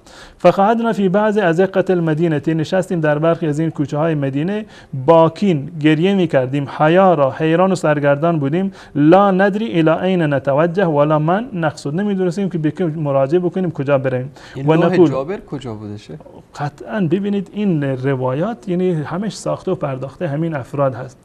تمام اینها دلیل بر این هست که تمام روایاتی که در مورد ائمه اثنا عشر هست یا نام ائمه اثنا عشر در اون ثبت شده، اونها روایت دروغینی هست. تمام این روایات دروغینی بوده. وگرنه اگر به دختر رسول الله صلی الله علیه و سلم اتهام بسته بودن که ایشون لوحی خونش بوده که اسم 12 امام روش نوشته بوده، حالا این لوح بعد از ایشون باید به امام علی میرسید و همینطور دست به دست میشد تا مردم اینطوری سرگردان نمیشدن و لازم نبود که این همه علامت برای امام جعل بکنند. وقتی که مشخص شده در یک لوح ربانی از جانب الله متعال نوشته شده، نیازی به جعل این همه علامت ها و این همه دروغ ها در واقع نبود. این تمام تضادهایی که در این زمینه وجود داره و دلایل انشالله من عرض خواهم کرد، تمام اینها دلیل بر این هست که هیچ گونه دلیل صحیحی برای اثبات امامت اثنا عشر وجود نداره و هر روایتی که در آن نام 12 امام شیعه برده شده یک روایت کاملا جعلی هست و متضاد با این روایات و با این تاریخ و سیره خود این ائمه بزرگوار هست. خب نهایتا ایشون میگوید که من نمیدونستیم کجا بریم. نقطه جالبی که در اینجا هست، فنحن كذلك اذ رأيت رجلا شیخا لا اعرفه، ما در همین حالت بودیم که یک وقتی من متوجه شدم که یک پیرمرد بزرگسالی، رجلا مردی که شیخا که پیرمرد بود، لا اعرفه که من نمیشناختم ایشونو. یک مردی خلاصه به سراغ ما اومد و به من اشاره کرد که پشت سر من بیا. میگه من ترسیدم، خلاصه این نمیدونم جز جاسوسای حکومت نباشه، به هر صورت. و میگه من چاره‌ای نداشتم، انگار که منو مجبور کرده که پشت سرش برم. نهایتا میرود دنبالش و که ایشونو میبرد نزد امام ابوالحسن. فاذا ابوالحسن، میگه رفتیم در یک جای وارد شدیم که در یک خادمی در اونجا بود. فقال لی ادخل، برو داخل. رحمك الله. فدخلت فاذا ابوالحسن موسی علیه السلام، دیدم که ابوالحسن موسی هستن، موسی کاظم در اونجا هستن. فقال لی ابتداء منهم، امام موسی کاظم بدون اینکه من حرفی بزنم به من گفت که نه لازم نیست که نه نزد مرجعه برو، نه نزد قدریه برو، نزد زیدیه و هیچ گروهی نرو، بلکه نزد ما بیا که ما در واقع جزء امام تو من هستم. میگه خلاصه در اونجا نشستم و چند تا سوال کردم از امام و حرفی رد و بدل شد و نهایتا مطمئن شدم که ایشون امام هست. یعنی قبل از این نمیدونستن و اگر واقعا لوح جابری بود حداقل ایشون میدونستن که در لوح جابر نام تمام ائمه در واقع در برخی از روایات لوح جابر با نام مادرانشون کاملا مشخص شده بود و نیازی به این سرگردانی نبود و نیازی به جعل این همه روایت نبود. نهایتا میگه که من به ایشون گفتم جعلت فلاک شیعتک و شیعت ابیک ضلال، شیعیان تو و شیعیان پدر تو گمراهند، سرگردانند، نمیدونند که امامشون چه کسی هست. فالقی الیهم وعدوهم الیک، برم اونها رو در واقع این خبر رو بهشون برسونم و دعوت بکنم که بیاید امامتون موسی کاظم هست. یک چیزی رو تازه کشف کرده که بله بعد از امام جعفر امام بعدی موسی کاظم هست. میگه بعد از این خلاصه امام گفت که نه حرف نداری و قد اخذت علی الکتمان، از من وعده گرفتی که به کسی نباید بگویم. خب امامتی که نباید کسی از اون خبر بشود به درد در واقع نمیخورد و اون وصیت ظاهری قبلا ادعا کرده بودند که یکی از علامات امامت این است که همه بفهمند، حتی بچه ها و عامه بفهمند که امام فلانی هست. قال من آنست منه رشدن فالقی الیه، اگر کسی رو بهش اعتماد داشتی بهش خبر بده که من امام هستم. ثم لقینا الفضیل و ابا بصیر، میگه بعد از این ما فضیل را و ابو بصیر رو ملاقات کردیم. فدخل علیه و سمع کلامه، اینها اومدن نزد موسی کاظم و حرفشون رو شنیدن و از اون سوال کردن و قطع علیه بالامامه و مطمئن شدن که بله امام بعدی امام موسی کاظم هست و عبدالله افتح و عبدالله ابن جعفر نیست. در اینجا اومده که ثم لقینا الفضیل و ابا بصیر. در روایت دیگری مانند رجال کشی در شخصیت هشام ابن سالم وقتی که معرفیش میکنند شخصیت 132 در اونجا به نام فضیل همون مفضل ابن عمر ذکر شده. مفضل ابن عمر که من قبلا ذکر کردم. پس بنابراین به اعتراف خود روایات شیعه بعد از وفات امام موسی کاظم مردم نمیدونستند که امامشون کی هست. بچه ها که هیچی، عامه مردم که به جای خودشون حتی خواص هم نمیدونستن، در صورتی که یکی از علامات امام این است که همه مردم در واقع بدونند و نه به اصطلاح که ایشون وصی هستند، نه موسی کاظم بزرگترین فرزند پدر خودش بود و نه وصیت ظاهری برایش صورت گرفته بود، بدین معنی که حتی خواص شیعه هم نمیدونستند که در واقع ایشون امام هستند یا امام نیستند. و نکته جالبی که در اینجا وجود داره این است که خود این هشام ابن سالم از اونجایی که گفتند که دروغگو در واقع حافظه ندارند، این مطلب رو انگار که چند جا اومدند و تعریف کردند و در هر باری که اینو تعریف کردند از یادشون رفته که قبل از این به مردم چه گفته بودند. قبلا نمیدونستند که به مردم چه گفته بودند و هر سری که تعریف میکردند یک چیزی رو در این زمینه میگفتند.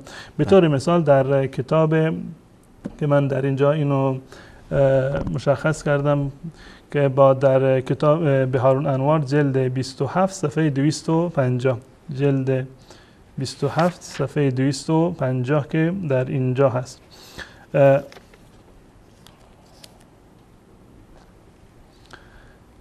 در اینجا باز همین مطلب را آورده و بهش اشاره کرده که همین مطلب کاملا که ما بعد از امام این گونه سرگردان بودیم. منتها در این روایت گفته بود که من نشسته بودم، من و احول نشسته بودیم یا شیطان الطاق یا من صاحب الطاق نشسته بودیم و سرگردان و حیران گریه میکردیم تا اینکه یک پیرمردی از راه رسید و ما رو دست ما رو گرفت و خلاصه ما رفتیم تا اینکه امام موسی کاظم رو دیدیم، سوال کردن به امامتش ببردن. در یک جای دیگر اومده اینو تعریف کرده، یادش رفته که در اونجا گفته بود پیرمردی اومده دست ما رو گرفته و ما رو راهنمایی کرده. در این روایت بعدی میگه که من در اونجا نشسته بودم دیدم یک پسر بچه، یک کودک اومد زیر 5 سال، یک کودکی اومد زیر 5 سال. این روایت زمین تا آسمان، یعنی این که همه دروغ هست، یعنی تمام این روایت رو جعل کرده. درسته که ما اول نمیدونستیم که امام کی هست، منتها در نهایت رسیدیم به امام و همین نهایت رسیدن به امام بازم در واقع تناقض داره. و جالب این است در روایت دیگری هم که من یادداشت نکردم در اینجا قبلا مطالعه کردم، در یک روایتی میگه که یک برده سیاهی رو من دیدم، یکی از موالی تیره و سیاه رنگ امام رو من دیدم که من رو گرفت برد پیش امام موسی کاظم. و در این روایت میگه که یک پسر بچه‌ای و کودکی زیر 5 سال اومد و دست ما را گرفت. این روایت رو دوستان نمایش بدن، کتاب بحار الانوار هست که قبلا اینو بارها مشاهده کردن، کتاب بحار الانوار جلد 47 صفحه 250 روایت 20 هست که هیثم نهدی در واقع اینو روایت کرده، اسماعیل ابن سعد الی آخر تا این که میرود به اینجا از عبدالله ابوالحسن فی المجلسی که از هشام ابن سالم هست، همون هشام ابن سالمی که در اونجاست. قال دخلت علی عبدالله ابن جعفر، من رفتم نزد عبدالله ابن جعفر و ابوالحسن فی المجلسی، ابوالحسن هم در مجلس بود. در اونجا یک مطلب دیگر میگفت، بحث ابوالحسن اصلا در اونجا نبود. ابوالحسن میگه که در مجلس نبوده، من رفتم پیش عبدالله ابن جعفر سوالش کردیم، از چند تا سوال کردیم، دیدیم که نه در حدی نیست که امام باشه. دوباره رفتیم در کوچه نشستیم سرگردان بودیم، یک پیرمردی اومد دست ما رو گرفت که من رو برد پیش امام موسی کاظم. در اینجا میگه که نه من رفتم نزد عبدالله ابن جعفر، خود ابوالحسن یعنی موسی کاظم هم اونجا نشسته بود. به هر صورت این یک تناقض دیگر هست. قدامه مرآت و آلتها مردی بالرداء معذرا الی آخر این مطلب رو بیان میکنه. میگه که فقمت مستغیثا برسول الله، من وقتی دیدم که چاری ندارم رفتم سر قبر رسول الله صلی الله علیه و سلم و توسل کردم، استغاثه کردم. فاتیت القبر فقلت یا رسول الله الی من، یا رسول الله من پیش کی برم، امام من کی هست؟ الی القدریه الی الحروریه الی المرجئه الی الزیدیه، نزد قدریا برم، نزد خوارج برم، نزد مرجئه برم، نزد زیدیه برم؟ قال فانی كذلك، من در همین حالت بودم نزد قبر رسول الله صلی الله علیه و سلم نشسته بودم و استغاثه میکردم. اذ اتانی غلام صغیر دون الخمس، یک پسر بچه و کودکی اومد زیر 5 سال، فجذب ثوبی، لباس ما را گرفت و کشید. فقال لی عجب، بیا دنبال من. قلت من، کی رو من اجابت بکنم، کی مرا صدا زده؟ قال سیدی موسی بن جعفر، سید من موسی بن جعفر شما را خواسته و صدا کرده. در روایت قبلی گفته یک پیرمردی اومده بود و در روایت بعدی گفته یک پسر بچه در واقع اومده و ایشون رو صدا کرده و تناقضات دیگری وجود داره. الان راویی که میخواسته که توجیه بکند که ما بعد از امام جعفر در واقع ولو اینکه یک حیرتی صورت گرفته نهایتا به یک هدفی رسیدیم و فهمیدیم که امام ما امام موسی کاظم هست. در یک جای میگه که بچه نمیدونه 4 ساله اومد، کمتر از 5 سال. در یک جای میگه که پیرمردی اومد، انگار که بین پیرمرد ریش سفید و بچه‌ای که هنوز کودک هست و 4 ساله 3 ساله بوده در میان این تشخیص نمیده و این دلیل بر دروغ بودن اصل این ماجرا هست. اصل مطلبی که شما همیشه بهش اشاره میکنه یک دروغی رو ساختند و پرداختن و نهایتا میخوان توجیهش بکنن. هر توجیهی که میکنن بیشتر مشخص میشه که اصل اون امامت در واقع دروغ بوده و هیچ گونه صحتی رو ندارد و هیچ گونه دلیل منطقی و عقلانی رو هم نداره. جزاکم الله خیر. من فکر میکنم چون پدر آقای مجلسی حشیش میزده شاید ایشون این روایت رو که دیده دیگه فرق نکرده موقع نوشتن و جعل این روایت. بله بینندگان عزیز گرامی، این وضعیت روایت ها و احادیث این است که خودتون میبینید از کتاب هاشون و چه نیکوست که عزیزان شیعه یک بازنگری بکنن در مورد اعتقاداتشون و دیدشون در مورد کلینی و مجلسی و کتاب هایی که سالیان سال فریب دادن شیعیان را به اسم اهل بیت و محبت اهل بیت رسول اکرم صلی الله علیه و آله و سلم. با هم میان برنامه‌ای می‌بینیم و بعد از اون انشاءالله در خدمت شما عزیزان خواهیم بود با ادامه بحث این هفته ما در برنامه حجت بی حجت که بررسی باب الاشاره و النص علی موسی بن جعفر امام موسی کاظم رحمت الله علیه. با ما همراه باشید.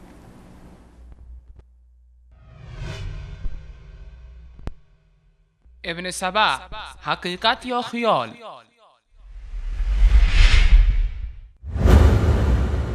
من اینجا باز رسما میگم اگر در کره زمین کسی پیدا بشه به نام ابن سبع، به نام ابن سبع، به نام ابن سبع، من تمام حرفا که زدم این کار میکنم، میگم دروغ بوده. بینندگان گرامی، بعد از بعثت عیسی علیه السلام یهودیانی که تاب دیدن دین توحیدی جدید را نداشتند به فکر مبارزه با آن پرداختند تا آن را از بین ببرند و یا تحریف نمایند. به همین علت شخصی به نام پاول انتخاب گردید. پاول توانست با ادعای مسیحی بودن در صف آنان داخل شود و بعد از کسب جایگاه دینی قابل قبول در میان مسیحیان و با تحریف باور توحیدی مسیح علیه السلام به اهداف شوم یهودیان جامعه عمل بپوشاند. این دشمنی یهود در زمان بعثت پیامبر اکرم صلی الله علیه و آله و سلم نیز ادامه داشت.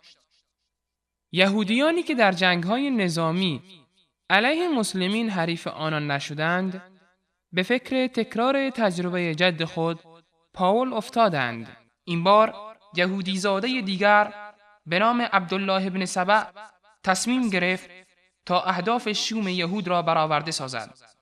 عبدالله ابن سبع از یهودیان یمن بود و در زمان امیرالمؤمنین عثمان ابن عفان رضی الله عنه تظاهر به اسلام کرد.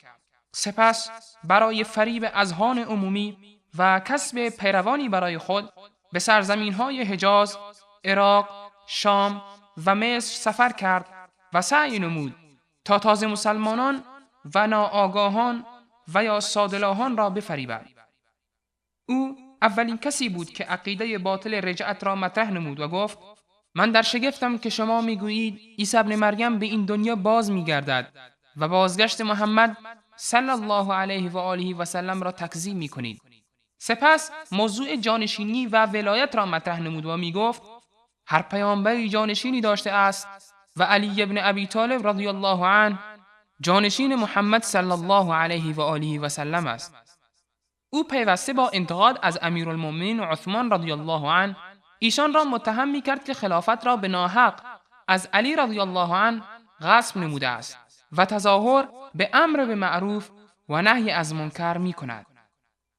علاوه بر این به انتقاد از والیان عثمان پرداخت و برای نشر این عقاید باطل و خرافات خود هم فکرانی پیدا نمود و آنها را به شهرهای مختلف فرستاد و توانست با فریب دادن جمعی از مصر و عراق شورشیانی را روانه مدینه منوره سازد. شورشیان همراه وی در یکی از ماه‌های حرام و در حرم مدینه منوره با هجوم به خانه خلیفه مسلمانان ایشان را در حالی که مشغول تلاوت قرآن بود و بیش از 80 سال عمر داشت به شهادت رساندند. این همان بنیانگذار عقاید باطل روافض است که پیروانش مذهب خیش را بر آن بنا ساختند.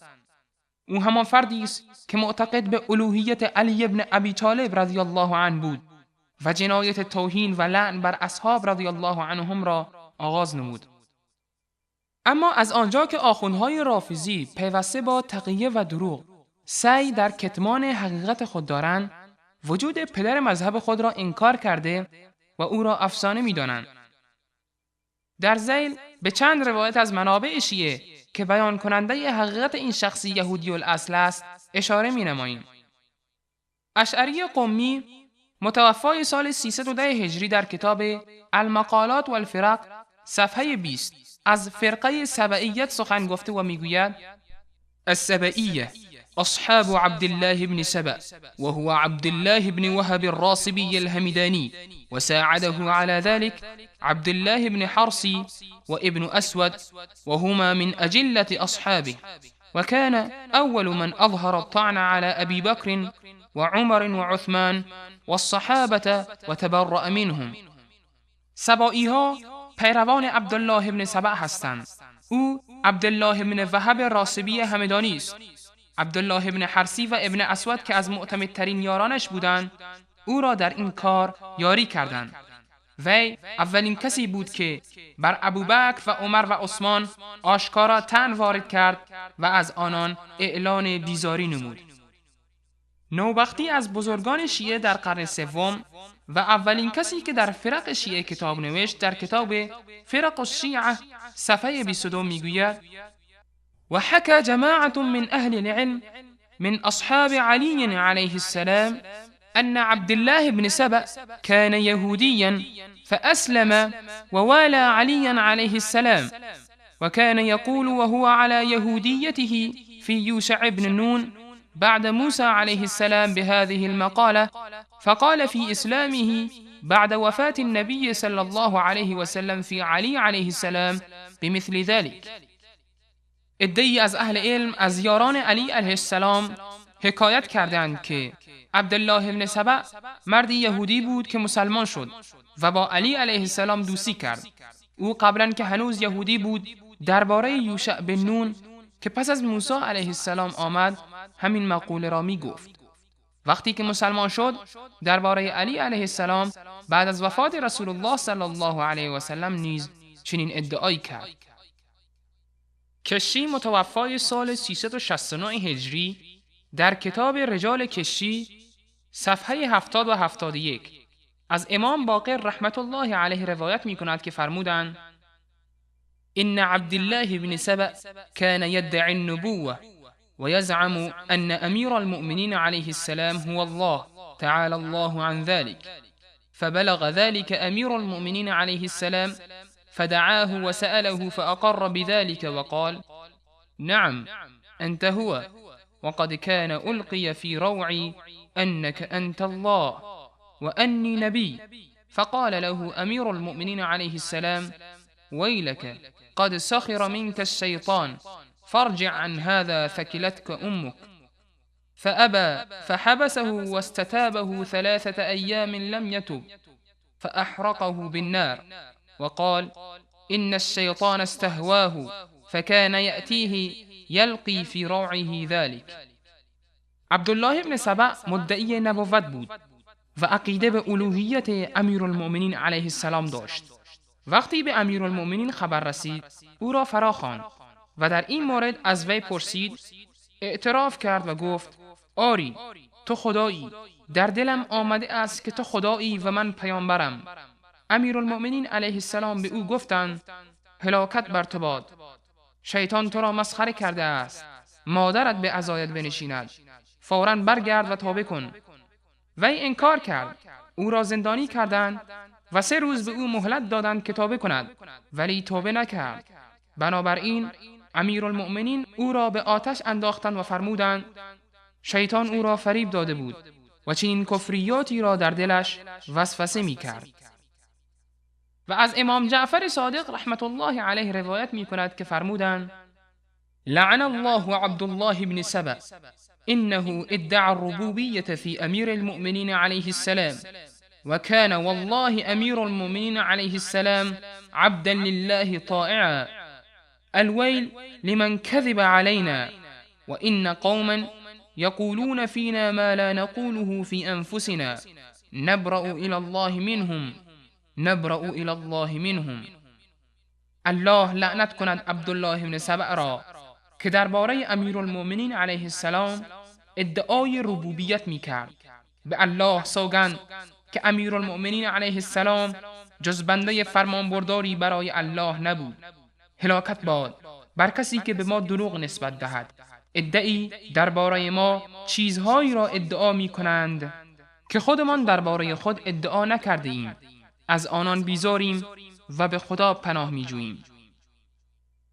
نعمت الله جزایری متوفای سال 1112 در کتاب الانوار النعمانیه جلد 2 صفحه 234 می گوید قال عبد الله بن سبأ لعلي بن أبي طالب أنت الإله حقا فنفاه علي عليه السلام إلى المدائن وقيل إنه كان يهوديا فأسلم وكان في اليهودية يقول في يوشع بن نون وفي موسى مثل ما قال في علي. عبد الله بن سبأ به علی بن ابی طالب گفت تو اله برحقی. علی علیه السلام او را به مدائن تبعید کردند. گفته شده که او از یهودیت مسلمان شده بود و مانند آنچه که به علی گفت در یهودیت به یوشع ابن نون و موسی می گفت. آنچه از روایات گذشته برمی آید این است که شخصی به نام ابن سبأ وجود داشت که یهودی بود و تظاهر به اسلام نمود و در دین اسلام بدعتها و خرافاتی را به وجود آورد که اساس مذهب روافض قرار گرفت.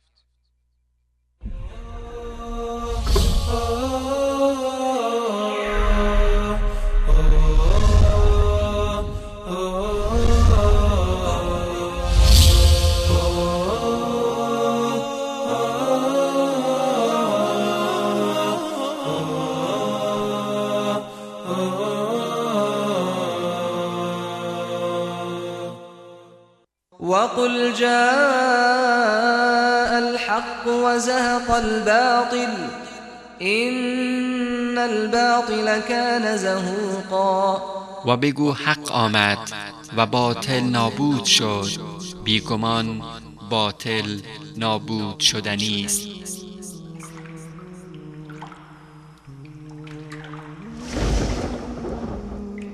رسال حق، اسلام ناب به دور از خرافات.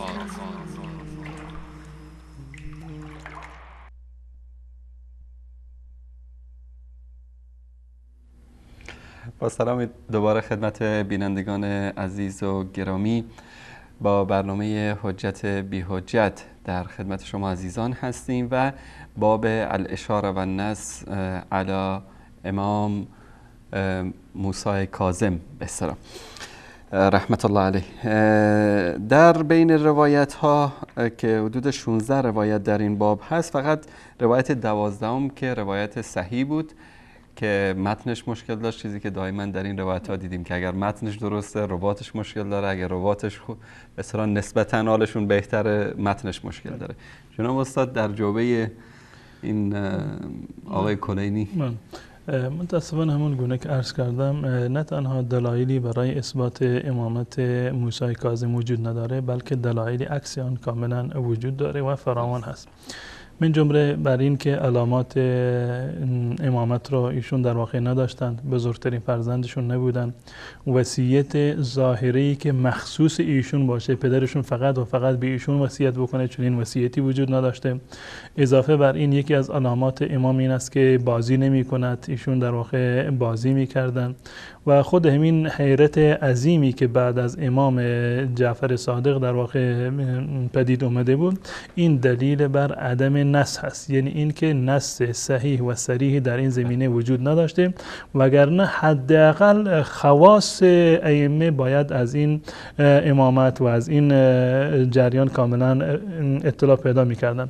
در مورد هشام ابن سالم صاحب الطاق، مفضل ابن عمر و ابو بصیر من قبلا روایت خود اصول کافی رو نشون دادم که ایشون در واقع جزء متحیرین بودن، نمیدونستند که امام بعد از خودشون چی است. هر عالم شیعی رو که شما ازش سوال بکنید برترین راویان شیعه کی هستند، قطعا این افراد رو اسم میبرد. هشام ابن سالم، هشام ابن حکم صاحب الطاق، یا مفضل ابن عمر، یا ابو بصیر و زراره، که حتی زراره دیگه برترین راوی شیعه هست، افقه الاولین شیعه که 5-6 نفر هستند و از میان این 5-6 نفر زراره نفر اول هست، یعنی راوی درجه 1 شیعه همین زراره هست. همین که بیشترین توهین ها هم به ائمه اهل بیت کرده. و علتش همون مطلبی بوده که من عرض کردم، هر جا مطابق با میل و طبعشون نبوده رفتن سراغ عرض و آبرو و حیثیت ائمه.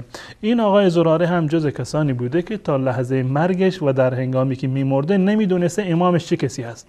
بعد از وفات امام جعفر صادق ایشون دچار حیرت شد، نمیدونستند که امامشون چی هست. اگر واقعا این امامت یک امر الهی بوده، واقعا اگر در قرآن می اومد، در احادیث رسول الله بود، در اقوال ائمه می بود، حداقل اگر شیعیان می دونستند که امامان ما 12 تا هستند، اگر خود این زراره یا هشام ابن سالم یا هر کسی دیگر اگر می دونستند که ما شیعه اثناعشری هستیم، به هیچ عنوان دچار حیرت نمی شدند. اما این دلالت بر این دارد که این اصطلاح شیعه امامی اثناعشری یک اصطلاحی است که بعد از وفات امام حسن عسکری در واقع به وجود آمده. تا قبل از این بحث شیعه اثناعشری نبود. اینا وقت امامی رو درست میکردن، بعد از هر امام یک امام دیگر میساختن، مجبور بودند یکی رو علم بکنن تا اینکه از آن سوء استفاده بکنن، تا اینکه رسید به امام ابوالحسن، امام حسن عسکری، و بعد از اینکه ایشون وفات کردند بعد از هر امامی در واقع یک امام دیگر میساختند و این جریان مشخص نبود تا چه مقدار ادامه پیدا بکنه. و بدین خاطر میبینیم که اصحاب ائمه از امام بعدی خبر نداشتند و به هیچ عنوان در تاریخ فرق و مقالات شما نمیتونید پیدا بکنید که قبل از امام حسن عسکری و قبل از غیبت امام مهدی شیعه یک اصطلاحی باشه به نام شیعه اثناعشری. اگر واقعا لوح جابری وجود داشت، اگر واقعا امام رسول الله صلی الله علیه و سلم 12 امام را مشخص کرده بودند، اگر در میان شیعیان و ائمه این واقعا مشهور بوده، پس بنابراین به محض وفات رسول الله صلی الله علیه و سلم شیعیان علی رو باید میگفتن شیعیان اثناعشری و همه میدونستن. و این که حتی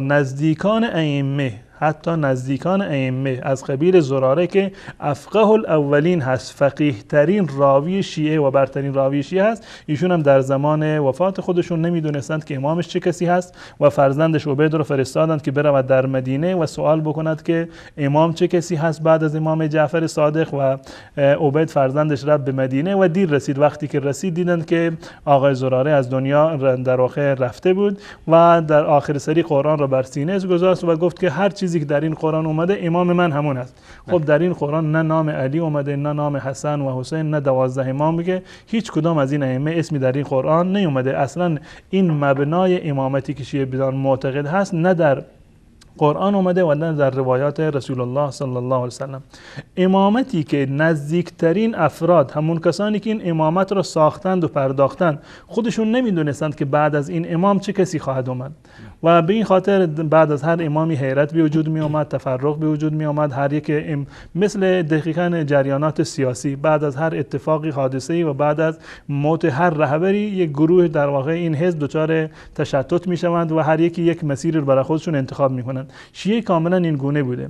بعد از وفات حسن عسکری که مهدی رو آوردند و مشخص کردند و بعد از هر امام این تفرق ها صورت می گرفت و بعد از مهدی گفتند که ائمه 12 تا هستند، دروازه امامت رو در واقع بستند و دروازه نواب را باز کردند و نیابت از امام را که 4 نایب را مشخص کردند و بعد از مدتی دیدند که این نایبان آخر راه رفتند که اینها کجا میروند با امام ملاقات میکنند و میان و به نام امام هر یکی با یک خطی یک چیزی رو جلب میکنند، میگه امام فرمودند و کسی امام را نمیدیده در اون زمان. نهایتا دروازه نیابت رو بستند و سرانجام مجبور شدند که دروازه ولایت فقیه رو باز بکنند و یک نایب فقیه رو خودشون از جانب خودشون برای امام در واقع تعیین بکنند. جناب استاد یک عرض معذرت، الان این مشکلی که به اصطلاح روات شیعه داشتن، آقای زراره و ابو بصیر و اینایی که به اصطلاح طبق فرموده شما یعنی روات درجه یک این مذهب هستن، الان یک اشکال اینجا به وجود میاد. من در لابلای صحبت شما داشتم فقط همین تو فرق شیعه میگشتم دنبال فرقایی که بعد از چون اشاره فرمودید بعد از امام محمد باقر و امام جعفر صادق و اینا به وجود اومدن، یعنی میلیون ها انسان گمراه شدن در طول تاریخ تشیع. یعنی گناه اینا گردن کی است؟ الان من فقط چند تا فرقه رو خدمتتون نشون بدم دوستان، اگر این صفحه رو نشون بدن. این فرقه شیعه ابو محمد نوبختی است که ترجمه فارسیش رو امیرحسین خنجی کرده.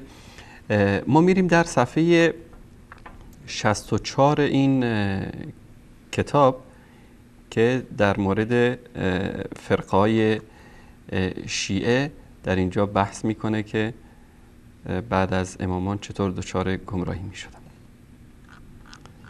فرقای جعفریه، یک فرقه از جعفریه جدا شد در مورد امامت اسماعیل. بعد فرقه ناؤسیه اومد، فرقه اسماعیلیه خالص اومد، فرقه مبارکیه اومد، فرقه خطابیه اومد، یعنی فرقه قرمطیه اومد. به دنبال هم همینطور تا که امام بعدی میرسیم 10 فرقه بعد از هر امام فرقه شمیتیه است، فرقه فتحیه هست. فتحیه پیروان همین عبدالله افتح هستند، برادر امام موسی کاظم. فرقه موسویه هست، یعنی تا نوبت امام میرسه که امام بعدی بیاد 10-20 فرقه میشه. هر فرقه هم میلیون ها نفر طرفدار. بعضی فرقهاشون مثل اسماعیلی که امروز یعنی فکر کنم شاید دومین فرقه باشه بعد از اثنا عشریه در افغانستان، در تاجیکستان، در چین، در قسمت‌هایی از هند و پاکستان هم اینها میلیون ها نفر پیرو این فرقه هستن. مسیر اینا به کجا میرسه؟ سبب این گمراهی در این مذهب کی است؟ عبدالله ابن سبع یهودی. همون هدفی رو که واقعا داشتن به اون هدف رسیدن. یک گروه بسیار عظیمی رو در واقع از بدن اسلام جدا کردند که در هیچ جایی و در هیچ موضعی همراه موضعشون با مسلمانان یکی نبوده. اگر درگیری در میان مسلمانان و کفار بوده حتما روافض و این مدعیان تشیع جانب کفار رو میگرفتن، اون گونه که تا به امروز هم این روال در واقع ادامه داره.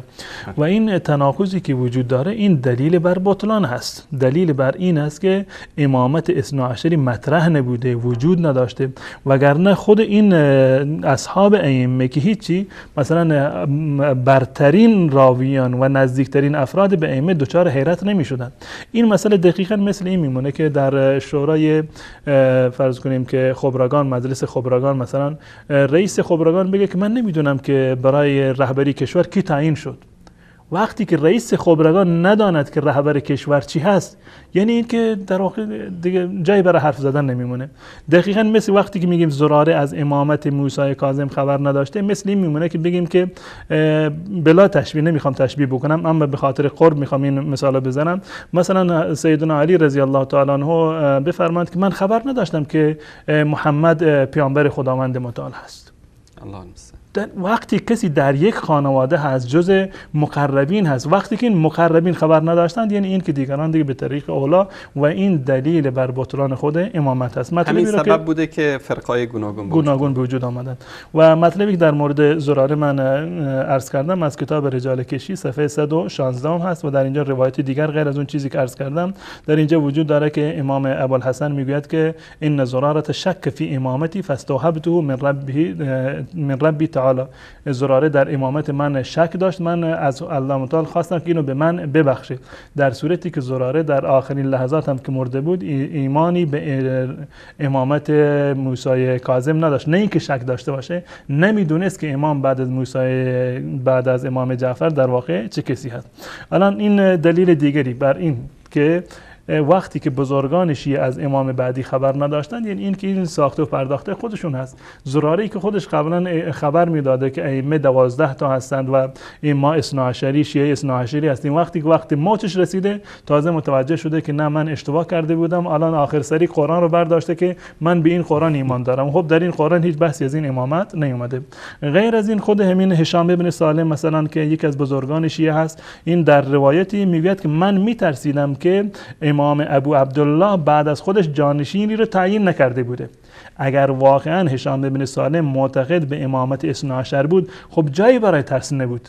من ترسیدم از این که امام جعفر مرده باشه و بعد از خودش جانشین رو تعیین نکرده. مگر لوح جابر رو ندیدی، نشنیدی، از ائمه ندونستی که شما اثنا عشری هستی؟ 12 امام میاد در کتاب رجال در بحار الانوار جلد 48 صفحه 51 دوستان این نمایش بدن. روایت 47 هست. فقط میخوام به همین نقطه اشاره بکنم به خاطر ضیق وقت. هشام ابن روایت از هشام ابن سالم هست، همون مطلبی قبلا بهش اشاره کرده همون مطلب هست و منتها در اینجا میگه که و خفت الا یکون ابو عبدالله علیه السلام ترک خلفا، و من ترسیدم که امام ابو عبدالله بعد از خودش جانشینی رو نگذاشته باشه، یعنی این که ایشون در واقع امام بعدی رو معرفی نکرده باشند و ما کاملا حیران باشیم. دوباره همون جریان رو تعریف میکنه که یک جای میگه که پسر بچه اومد دست منو گرفت، یک جای میگه که پیرمردی اومد دست منو گرفت. پس بنابراین وقتی که زراره نمیدونه که امامش کی هست و هشام ابن سالم میگه که من ترسیدم که بعد از خودشون امامی رو تعیین نکرده باشن، دلیل بر این است که در واقع امامتی وجود نداره. و مطلبی شما به اون اشاره کردی و که میلیون ها انسان گرفتار شدند و گمراه شدند و جالب این است که بعد از وفات امام جعفر رحمت الله علیه تمام شیعه، یعنی اکثریت قریب به اتفاق شیعه رفتند فتحی شدند. اکثریت قریب به اتفاق شیعه و اعتقادی به امامت موسی جعفر نداشته. این دلیل بر اینه که وصایت ظاهری در واقع نبوده. این مطلب در کتاب بحار الانوار جلد 47 صفحه 261 اومده، روایت 29 که این از رجال کشی نقل کرده، فتحیه.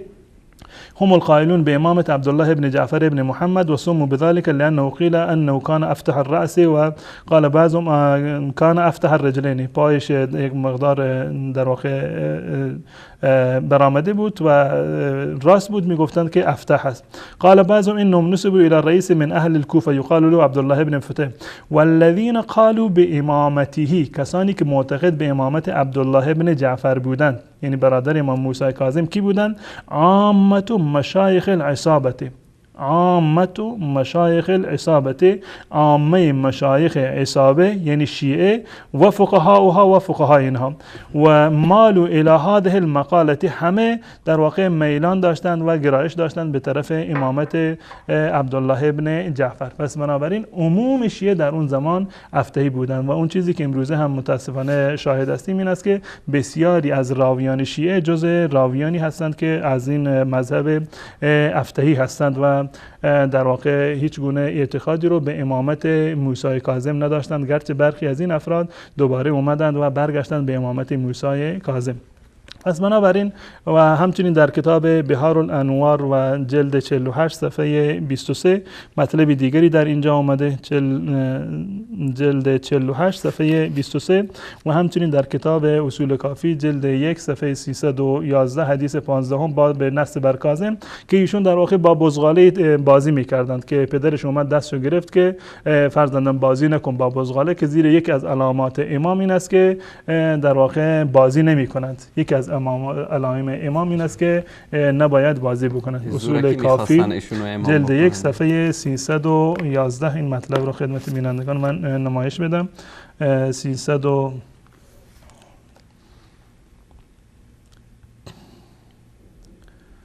یعنی بله در اینجا هست که میگوید که حسین ابن محمد اینو روایت کرده از معلا، حسین ابن محمد از معلا اینو روایت کردند از وشا، ان علی ابن الحسن از صفوان جمال قال سألت ابا عبدالله عن صاحب هذا الامر، صاحب این امر چه کسی هست؟ فقال ان صاحب هذا الامر لا یلهو ولا یلعب، کسی است که بازیگوش نیست، نه بازی میکند و نه لهو رو مرتکب میشه نه بازی میکند.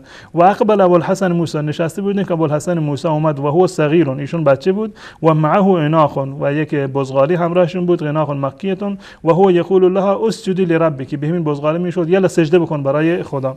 فاخذه عبدالله، امام ابو عبدالله ایشون گرفت و ضمه به بغل کشید و قال بأبی و امی من لا یلهو و لا یلعب، کسی که میخواد امام بشه شایسته نیست که لهو و لعب بکنه. یعنی این که ایشون یکی دیگر از علامت های امامت رو در واقع نداشتند. پس بنابراین بزرگترین فرزند نبودند و لهو و لعب هم در واقع انجام میدادند و وصیت ظاهری رو نداشتند و به این خاطر عموم مشایخ شیعه از امامت ایشون صرف نظر کرده بودند. بزرگان شیعه به امامت ایشان هیچ در واقع اعتقادی رو نداشتند. اینها تمام دلیل بر این هست که اصل این امامت، خود همین افرادی که اینو آمدند و ساختند و پرداختند، خود این افراد در واقع به این امامت معتقد نبودند. و نمیدونم وقت بینندگان عزیزم که ما کاملا 12 دقیقه داریم، نمیدونم اگر مطلبی دارید که باید ارائه بشه میریم سراغ مطلب شما، و اگر دوست دارید بیننده رو بگیرید. بس این مطلب رو من کامل میکنم. اضافه بر این وقتی که برمیگردیم به این روایاتی که در کتاب‌های شیعه وجود داره، میبینیم که در کتاب‌های شیعه مطالبی هست دال بر امامت فرزند دیگر امام جعفر صادق رحمت الله علیه هستند. به طور مثال در این کتابی که در بهارالانوار، کتاب بهارالانوار جلد 47 صفحه 251 هست، روایت 22 هست از کتاب خرایج اینو روایت کرده. این هم از مفضل ابن عمر هست، راوی از مفضل ابن عمر هست که مفضل عمر یکی از راویانی هست که در مورد امامت موسی کاظم روایتی رو داره. میگه لما قضى صادق كانت وصيته في الامامه الى موسى الكاظم فدى اخوه عبد الله الامامه وكان اكبر ولد جعفر. در اینجا صراحت داره که عبدالله بزرگترین فرزند امام جعفر بودن در اون زمان. در روایت بعدی این در اینجا مطلبی را آورده که از ابو حمزه که نقل میکند که یکی اومد به ابو حمزه که ابو حمزه سومالی هست، بهش خبر دادند که امام ابو عبدالله فوت کرده و از دنیا رفته. ایشون سوال کرد که امام ابو عبدالله جعفر صادق به چه کسی وصیت کرده، وصی ایشون در واقع چه کسی هست؟ در ادامه این جواب داد فشهق ابو حمزه ثم ضرب بيده الارض ثم سأل الاعرابی هل سمعت له بوصیه، شنیدی که امام صادق وصیتی کرده باشه؟ قال اوصى الى ابنه عبدالله و الى ابنه موسی، که امام جعفر صادق وصیت کرده بود به فرزندش عبدالله و فرزندش موسی کاظم. یعنی این که عبدالله افتح، عبدالله ابن جعفر یکی از کسانی بوده که از جانب پدرش تعیین شدن، به ایشون وصیت شده. و دلیل دیگری که در این زمینه وجود داره دو تا امام در یک زمان، دو تا امام در یک زمان، یکی به نیابت بودند، اول اونی که بزرگتر هست، زیرا که عبدالله ابن افتح چند تا در واقع ویژگی داشت. اولا این که دربارش وصیت هم شده بوده و وصیت در کنار عبدالله افتح برای برادرش موسی کاظم هم بوده. پس عبدالله افتح وصیت از جانب پدرش داشته بنابر این روایت. مطلب دیگری این که عبدالله افتح بزرگترین فرزند پدرش بوده بنابر این روایتی که من عرض کردم و همچنین روایت اصول کافی که از هشام ابن سالم بود. و اضافه بر این بزرگان شیعه در اون زمان که عامت مشایخ شیعه و فقهای شیعه اعتقاد داشتند به امامت امامت عبدالله افتح. یعنی این که وصیت یک وصیت ظاهری بوده، تمام مردم وقتی که میشنیدند که امام هست میگفتند عبدالله افتح هست. به این خاطر عموم شیعه رفته بودند معتقد به امامت عبدالله افتح در واقع شده بودند. اینها دلیل بر این هست که در واقع عبدالله ابن جعفر رحمت الله علیه ایشون حداقل اگر باید یک امامی باشند، زیرا که بزرگترین فرزند پدرش بودند و وصیت هم شده به ایشون و همچنین تمام شیعه هم بر اون اجتماع داشتند. وصیت ظاهری بوده که مردم اجتماع داشتند. پس بنابر این روایت میبایست که امام عبدالله افتح امام هفتم شیعه میشد و موسی کاظم امام هشتم باید میشد و بعد از این امام رضا امام نهم در واقع میشد که یک امامی در اینجا در این وسط اضافه میشود و دلایل امامت عبدالله افتح کمتر از دلایل امامت موسی کاظم نیست. این دیگه تناقض در تناقض میشه، ام لوح جابر زیر سوال میره و ام اون آیاتی که در قرآن بهش استناد میکنن که ان عدت الشهور عند الله 12 شهرا فی کتاب الله یوم خلق السماوات والارض. یعنی تعداد ماها میگن تعداد امام ها نزد خداوند 12 تا بود از روزی که آسمان ها و زمین خلق شد. عرض کردم که اینها تناقض در تناقض هست. یک تناقضی وجود داشته باشه دلیل بر بطلان هست. و جالب اینجا که لوح جابر و تمام روایاتی که اومده ائمه اثنا عشر رو در واقع معرفی کرده.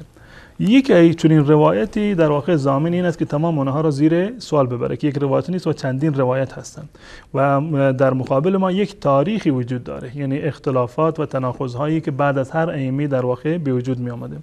و جالب اینجا هست که بزرگترین مشکلی که امام جعفر صادق رحمت الله علیه بنابر قول شیعه ایجاد کرد این است که خود ایشون با گفتار خودشون و با روایات عرض بکنم نسنجیده‌ای که نسبت دادن به امام جعفر صادق، ایشان سبب شدن که به قول شما امروزه میلیون‌ها نفر جز شیعیان اسماعیلی باشند و این جریان اسماعیلیت را خود امام موسی کاظم امام جعفر صادق رحمت الله علیه رقم زدن. به طور مثال در این کتاب بحار الانوار جلد 47 صفحه 268 روایت از روایت 41 این باب هست. کتاب زید نرسی از این روایت کرده ان عبید ابن زراره، این عبید هست فرزند زراره که زراره همون راوی معروف شیعه است. ان ابی عبدالله قال ما بدا لله بداء اعظم من بداء بدا له فی اسماعیل ابنی. در این روایت صراحتا اومده که قبلا اسماعیل ابن جعفر امام بوده، این از جانب الله متعال به عنوان امام تعیین شده بوده و بعد از این که اسماعیل ابن جعفر از دنیا رفته برای الله متعال بدا پیدا شده، یعنی الله متعال نظرش برگشته و به جای اسماعیل ابن جعفر موسی ابن جعفر را امام کرده.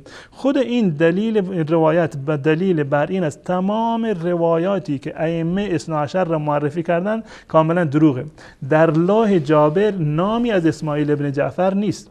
اگر واقعا در لوح جابر اسماعیل ابن جعفر وجود می داشت، خب این حرف درست بود که قبلا الله متعال اسماعیل ابن جعفر رو معرفی کرده بود، الان الله متعال نظرش برگشت، الان موسی ابن جعفر رو در اینجا تعیین کرده. این دلیل بر دروغ بودن خود لوح جابر است.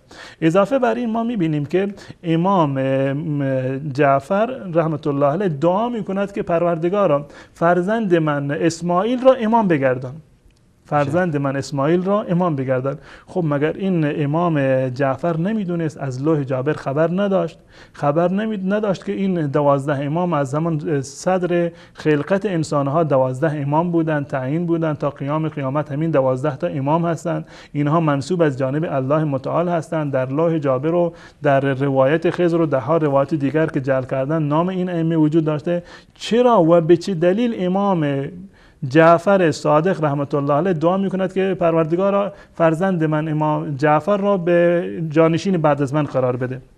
در همین کتاب در روایت 42 بعد از روایت اولی که من یاددهی کردم و منه ان ابی عبدالله از امام جعفر صادق علیه السلام قال انی ناجیت الله و نازلته. دوستان این نمایش بدن، من مناجات کردم با الله متعال و از ایشون خواستم، به تعبیر امروزی الله متعال رو قسم دادم که فی اسماعیل ابنی، در مورد اسماعیل فرزندم، که ان یکون من بعدی، که بعد از من اون قرار بگیره، یعنی اینکه بعد از من امام مردم اسماعیل ابن جعفر باشه. فابا ربی، و پروردگار من ابا کرد، اینو نپذیرفت، الا ان یکون موسی ابنی، مگر این که موسی فرزند من امام باشه. خب در روایت قبلی خود این امام میگه که برای الله متعال بدا حاصل شد، یعنی اینکه نظر الله متعال عوض شد، قبلا اسماعیل بود و بعد از اون در واقع موسی کاظم شد. و همچنین این دعا در چندین مورد اومده از امام عبدالله نقل شده. به طور مثال در جلد 48 این کتاب در صفحه 25 این مطلب اومده. روایت 43 احمد ابن محمد از علی ابن حکم از ان ابیه ان ابن ابی حمزه ان ابی بصیر ان ابی عبدالله قال سألته و طلبت و قضیت الیه، من سوال کردم از الله متعال و خواستم از الله متعال که ان یجعل هذا الامر الی اسماعیل، که این امامت را در فرزند من اسماعیل قرار بدهد. فابى الله الا ان یجعله لابی الحسن موسی، الله متعال نپذیرفت مگر این که این امامت در فرزند باشه که ابوالحسن موسی باشه. پس بنابراین ما میبینیم که این روایات تناقض داره، تضاد داره و اینها تمام بیانگر این هست که امامت اثناعشری در واقع وجود نداشته و این هیچ گونه دلیلی نه از قرآن دارند و نه از احادیث رسول الله صلی الله علیه وسلم و بعد از هر امامی ما میبینیم که گروه های زیادی به وجود میاند و دلیلش هم این است که خود ائمه هم در واقع وقتی که این مطالب رو بیان کردند، این روایات رو که در واقع از خود ائمه نیست و جعل کردند به نام ائمه، اینا دلیل بر تناقض هست و تناقض هم دلیل بر بطلان هست. یعنی این که امامت اثناعشری نه امام موسی کاظم و نه هیچ امام دیگری از جانب الله متعال در واقع تعیین نشدند. اینا فقط صرفا یک بازی سیاسی هست و که مردم مبنایش همون مصالح شخصی و گرایش‌های سیاسی در واقع بوده که امامی رو ساختند، از امام سوء استفاده کردند، احیانا سوء استفاده مالی بوده و سوء استفاده سیاسی بوده و هرگاه هم که لازم بوده امام رو زیر سوال می‌بردند، اخلاقشون رو، ناموسشون رو، مادرانشون رو مورد اهانت قرار می‌دادند و علمشون رو، حکمتشون رو زیر سوال می‌بردند. پس بنابراین این مذهب هیچ گونه دلیلی برای اثباتش و اثبات اساسی ترین اصلش که اصل امامت هست از قرآن و از آیات قرآن و از احادیث رسول الله صلی الله علیه وسلم و همچنین از سیره و گفتار اهل بیت رسول الله صلی الله علیه وسلم دلیلی ندارند و نمیتونند اینو به اثبات برسونند. بله، جزاکم الله خیر. جناب استاد، ما بارها گفتیم که امامت رو یکی از اساسی ترین مطالب در دین خودشون قرار دادن. عزیزان اگر این سفر رو نگاه بکنن، این کتاب من لا یحضر الفقیه هست از شیخ صدوق، شیخ کذوبشون، که در اینجا در صفحه 6 در مقدمه اینجا میگه که همه روایت هایی رو که در اینجا جمع کرده روایت های صحیح بوده و به صحتش اعتقاد داره و میدونه، فکر میکنه که حجت بینش و بین پروردگارش است. همین آدم ببینید که در این صفحه در کتاب الدیات صفحه 621 روایت 5194 در اینجا به دروغ به ابی جعفر امام محمد باقر تهمت میبنده که کسی از ایشون میپرسه که ارایت من جهد اماما منکم